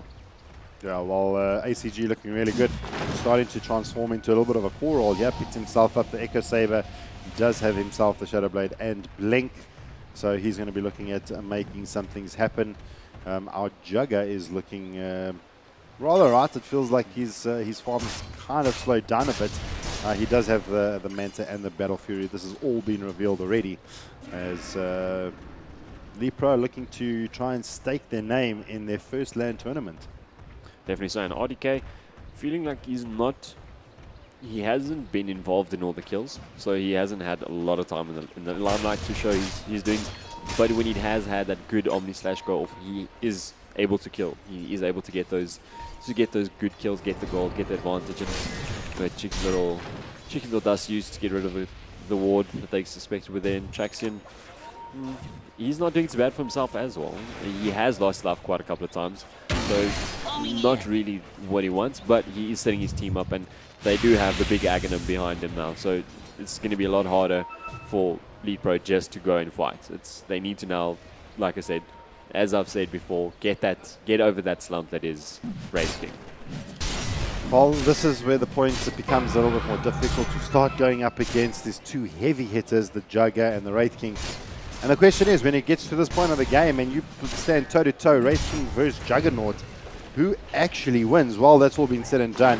ACG just comes in and decimates Storendar, pretty much a 1v1 situation. Stun toss, Echo Saber, and that is one dead Disruptor. It's a very quick and easy combo, and that's why timing is so effective, as he has that huge damage output so early on. He does have that. He does have that Shadow Blade, and I don't know. It worked for him in game one. They were very aggressive when they had it. When it was up, they were using it and they were getting involved. They were getting very aggressive. Unfortunately now, not really playing a lot more passive in using that Shadow Blade. He's using it every now and then, but not as we'd like to see as per game one. Well, I think things are going to start changing around a little bit here in favor of Sin 5, and all because of one little beauty that I saw being picked up a little bit earlier. I'm going to try and see if I can find it. And there is that little bad boy that potentially can turn the tides. In the meantime, top lane though, ACG does spot out Skynet. The Ice Blast is not going to catch. The tree does come out here from ACG. The Yules is there. Can they bring down Skynet? He does it! He Yules himself, and that is it. Good enough to get himself clean and safe. Oh, but Skynet Alright, so he wasn't clean and safe. He wasn't. Was not safe. We tried to trick you. ACG, well done. So, either he called my bluff or he knew that Skynet couldn't get out of there in that amount of time. And he got himself one dead SK. I mean, if Tiny went fishing, he found himself a Sand King now. Oh, but beautifully caught out here. They've got ACG in the cogs under the Static Storm. Lasting damage being stolen, and that is a big kill coming out for Sinister 5. ACG doing a huge amount of work. He has been brought down. They have slain the dragon for the Rocky Mountain. He's down for another 50 odd seconds, so that gives them space to just push out and gives the side of Sinister 5 to now. Ooh. Okay. It was to save the bottom tier 2. That's one that is eventually, it's essentially going to be down. They've got one more tier 2 standing as the mid tier 2. And then the high ground fight for Sinister 5 begins as well. So both these teams feeling very, very much equalized in objective base right now. They're doing very well. Aghanim is still just swagging over this mid lane. While telekinesis being used out onto the Wraith King. Omni Slash used in the backline. He's going to try and bring down Traxion on the clockwork. He brings him down, but now Reincarnation down. Aghanim blinks out, still gets the Ice Blast proc on him. Definitely going to be used to Glimpse, but no, the BKB is going to be good enough. Durandar may go down. Yeah, X isn't being used out. Siphon is going to be good. And they take it down to the buyback is out from Clock. And no buyback yet from ACG, as he is in full confidence of his team that nothing could go wrong from here. It was very well done. they managed to get rid the reincarnation. That was the objective. They got him down. Reincarnation is up in another 10 seconds. So it really feels like that wasn't really worth the fight. Taking Wraith King down, they managed to secure a kill on the Disruptor, but not much else. They need to have more. They need to have more damage. They need to bring him down a lot faster and not let him roam so freely. Well, we do have interesting situation occurring at the moment, where a lot of the objectives have been taken down here for the teams. If you wonder why I'm talking so weirdly, it's because of what's about to happen. Hookshot is out on TKC. Cogs is going to push him back. He's going to try and get into there, but he's going to be forced straight into Dado, and the Glimpse is going to take him back. But I mean, the foresight coming out here from Sin 5, thinking of the Forstaff, but while that's all happening, they need to deal with ACG. Garnet's in the vicinity, gets the bow strike off. There's a Sandstorm. Avalanche is going to be used out. The Yules is going to be there. Is it going to be enough to try and deal with ACG? He's going to just right-click around, right-click the tower. The Glyph is going to be used out. But here comes the backup as they try to take down this Tier 3. Quite a bit of work here to Scarnet. He doesn't have enough to defend just yet. And Tier 3 is down. ACG knocking at the doors. Depi on the high ground. RDK rocks up to the party. Healing Ward in the backlines. And while that's all happening, there are some certain things taking place. They decide to get out of there. The flare being brought out, and the decision was made that they need to get out. Well, that all was being done. They get the Aegis or the Lazarus Stone up onto Aghanim, and this is now going to be the rotation. Aghanim jumps in there, tries to stop RDK. He's going to just spin and get himself out of there. While that all happens, they do the dire kills the Radiant bottom racks. Not enough to actually stop it. That is a very sad sight. That is a very good breather. I mean, you know, Leetpro can take a bit of a relaxing breath now. They don't have to worry so much about getting their first tower. They can now look to getting rid of the shrines. They do know that that bottom lane is in their advantage. They do still have a lane that they can call their own. The rest, however, is something that is a little bit harder because so much needs to be committed. But Traxxon is in a spot of trouble. He does get caught off clockwork. He does try and get himself involved, but he does lose his life in return. But does drop well, the exorcism has been used out, so that is going to actually hold things for the moment for the side of Leetpro. They may not want to do anything after this. Maybe a little bit too hasty, but able to hang on for a little bit. They have yet to see that. They know it's there. Maybe that's a sneaky little play. So that little beauty is going to be chilling there for the moment, but it gets spotted up. RDK has picked it up and knows there's something hiding down the floor. There's your treasure. Pick up your gem and go back to base. And Sinister 5 lose the gem, sitting at 21 and 24. Leetpro looking in a very dominating position. They look really good. They look really strong, but let's not forget about what's happening with these numbers on the left-hand side of our screen either, as Leetpro look like they have the advantage. You can see it in their playstyle, but stats are otherwise. It is so evenly matched right now between both of these teams. That the only thing in their advantage is the racks that they've lost. Exactly. Leetpro is ahead because of that. Of the set of racks that they've taken and the first tier 3. So they took down the Rush in exchange for a lane of racks. I don't know if it's worth it at this point in time of the game. Essentially you do have the extra life on Wraith King, who has 3 lives now, but you can't get that racks back. So it's going to be one of those situations where things are going to get rather frisky, and I feel the next team fight, possibly the second big team fight after the next one that happens. What I'm trying to say is there's going to be a team fight and there's going to be another team fight. That team fight is then going to decide the winner of this game. It's getting to that pinnacle point, that salient point of where teams are going to start exploding at the bubbles, and we're going to start seeing those big plays coming out. So we've got some big items up on our cores. We do have both the nullifiers up on the Jugger as well as the Wraith King.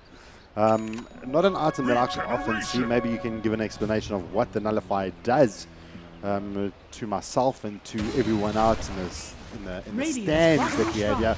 It's about more than 5,000 people here. It's been absolutely crazy. yeah, at the LAN.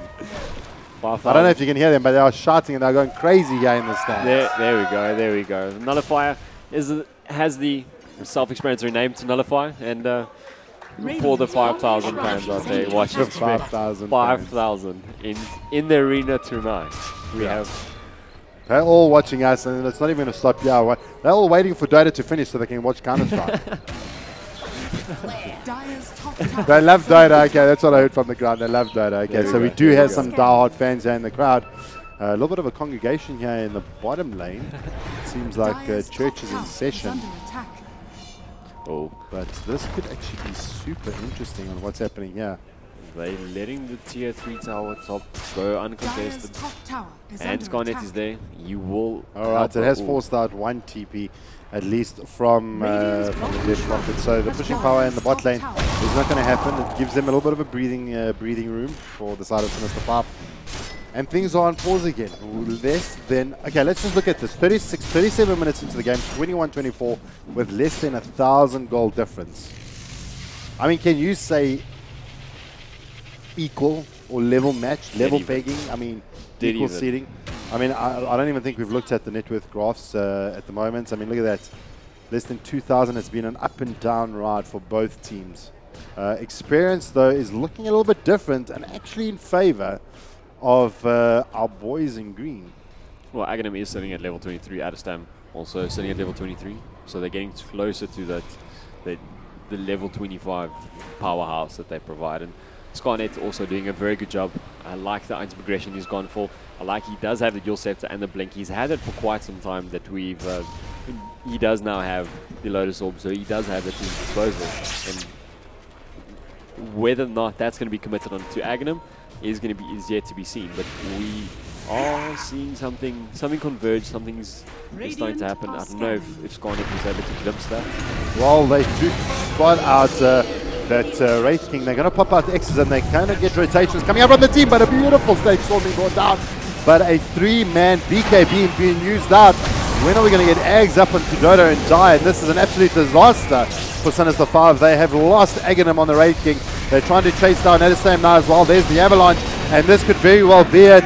They do have buybacks available, so now Leetpro are going in, forcing back a couple of buybacks here from the side of Sinister 5. They're going to use the buyback on Adestam. They're going to use it out on Scarnet. Wraith King, Dota and die. This is it. FP is down and being used out. RDK trying to get out of there. Has actually played through it up. The kinetic field actually going to try and keep Depi in position, and they're trying to get out. They're going to lose Depi potentially, and eventually he does go down. Scarnet finishing up the deal there. The Eels coming in, going to try and level out TKC. The Ice Blast going to catch on 2, but it's not going to be enough. They lose 2 on the back of that. So a huge amount of buybacks being used out. They do get 2 for their efforts, and just trying to even things out while that all happened. Aghanim made himself available to the mid lane and wants to start trying to knock on those doors. At least try and force a buyback at this point in time. They forced all 5 buybacks possible on the side of Sin 5. Had to use all of their buybacks just to stop that power. They didn't concede a set 3 tower, which I think they'd be happy for, and they will get a set of racks for that. But they did commit their buybacks. Well, Depi is down. This is an opportunity for them to go in. They're going to try and deal with that illusion. No damage is still. They're going to clear him down in the range. They're going to work onto the range. Chelsea jumps in, gets the telekinesis off. AC jumps into the backlines. Beautiful hook shot. Trying to keep Dota and Die alive. He does manage to glimmer cape himself up, keep himself alive. Adestam trying to get himself out of there. Gets trapped out by Chelsea. And now Aghanim does go down. Does have reincarnation. Traxing gets silenced up. Can't do much. Try and right click the melee Rex in the meantime. And that is it. Done and dusted. They kill down the 4 players here of Sin 5, while Scarnet is the only one left alive to try and defend the base. The buybacks have been used. This is the question. Do you charge down mid lane, sound those trumpets, sound the horns, because I smell blood in the air. Definitely so. There is... The Ancient is now... There's no buybacks. They have to sit and watch this. They have to sit and wait for the timer to run down. Just think as being Sinister 5, you're watching 10,000 disappear right in front of your eyes. It is a very very bleak thought to think about right now. They do commit the fortify. They're trying to drag this out as long as possible so that they can possibly still be in this without losing too much. They're going to commit 2 teams to take down these racks. They want the Megas. Dota and Die is alive as well as Scarnet. They can't find the opening, the gap that they need, and that is it. Megas are almost on the field. Sinister 5 have come forth. They've tried and they have not found themselves worthy before the Leetpro team. They're going to bring down Dota and Die, and I think that is pretty much it.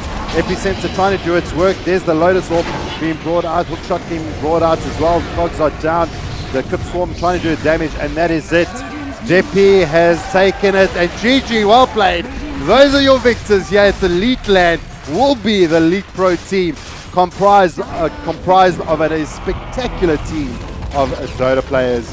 It has been an absolute honor to watch this team, both teams go to war and battle it out. Sinister 5 versus Leetpro, and the hometown wins. Hometown wins. Leetpro, the undoubted favourites in this, and Sinister 5 put a huge fight up. They really put it together. They really had such a good start in the beginning, and they just got overwhelmed. There was just so much that they were doing, and so much that was done. Leetpro had the idea. They went for it. They were able to just pull out that W at the end. They got crucial fights, and undoubtedly deserve the win. Absolutely. So that is it. Congratulations to the Leetpro team. Sinister 5, you guys have been absolute superstars, walking away with second place as Leetpro, the home team, manages to walk home with the bacon, baby. They get the W, they win the series, they win the grand finals. They are the 1-3-3-7 land champions. So that is going to pretty much end out things on the Dota side. Myself, Jabba, and Tyrox, it's been an absolute pleasure casting with you and being here the weekend. This will be the last time that we're on stream as the finals are done and dusted. If you want to get hold of either myself or Tyrox, you can catch us at Jabba Gaming on pretty much Facebook, Twitter, Twitch, YouTube, everything. Tyrox, where can they find you? At Tyrox. ZA. At Tyrox, pretty much ZA. Yep. So if you want games casted, you want to give us a holler, or you just want to say hi, feel more than welcome to give us a shout out. Big thanks to all the organizers who made this event possible, from the Leetpro crew, from all the sponsors, MSR, CTU, Illy Coffee. I'm looking around the hall to see if I've forgotten anyone, but it's been an absolute pleasure to be here, and just a lot of fun to be around the guys as things got heated, things got exciting, and that is pretty much it. That is what she wrote, and the winners of the weekend will be your Dota 2 home star team, which will be Leetpro. So from myself, Joe and Tyrox, we wish you well, good night, and God bless. Until the CSGO team is up and running, we will be on a break.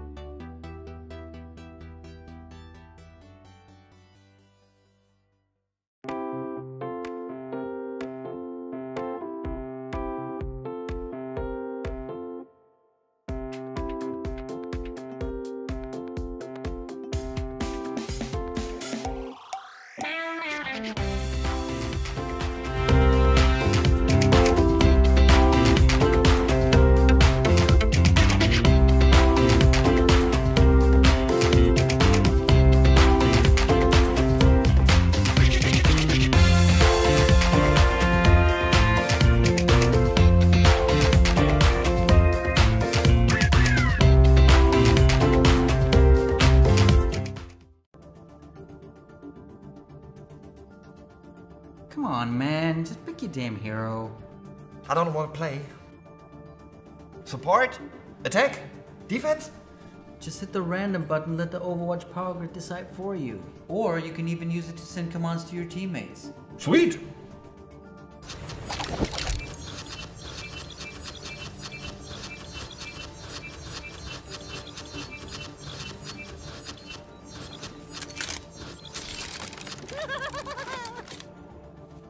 At least you're not Hanzo.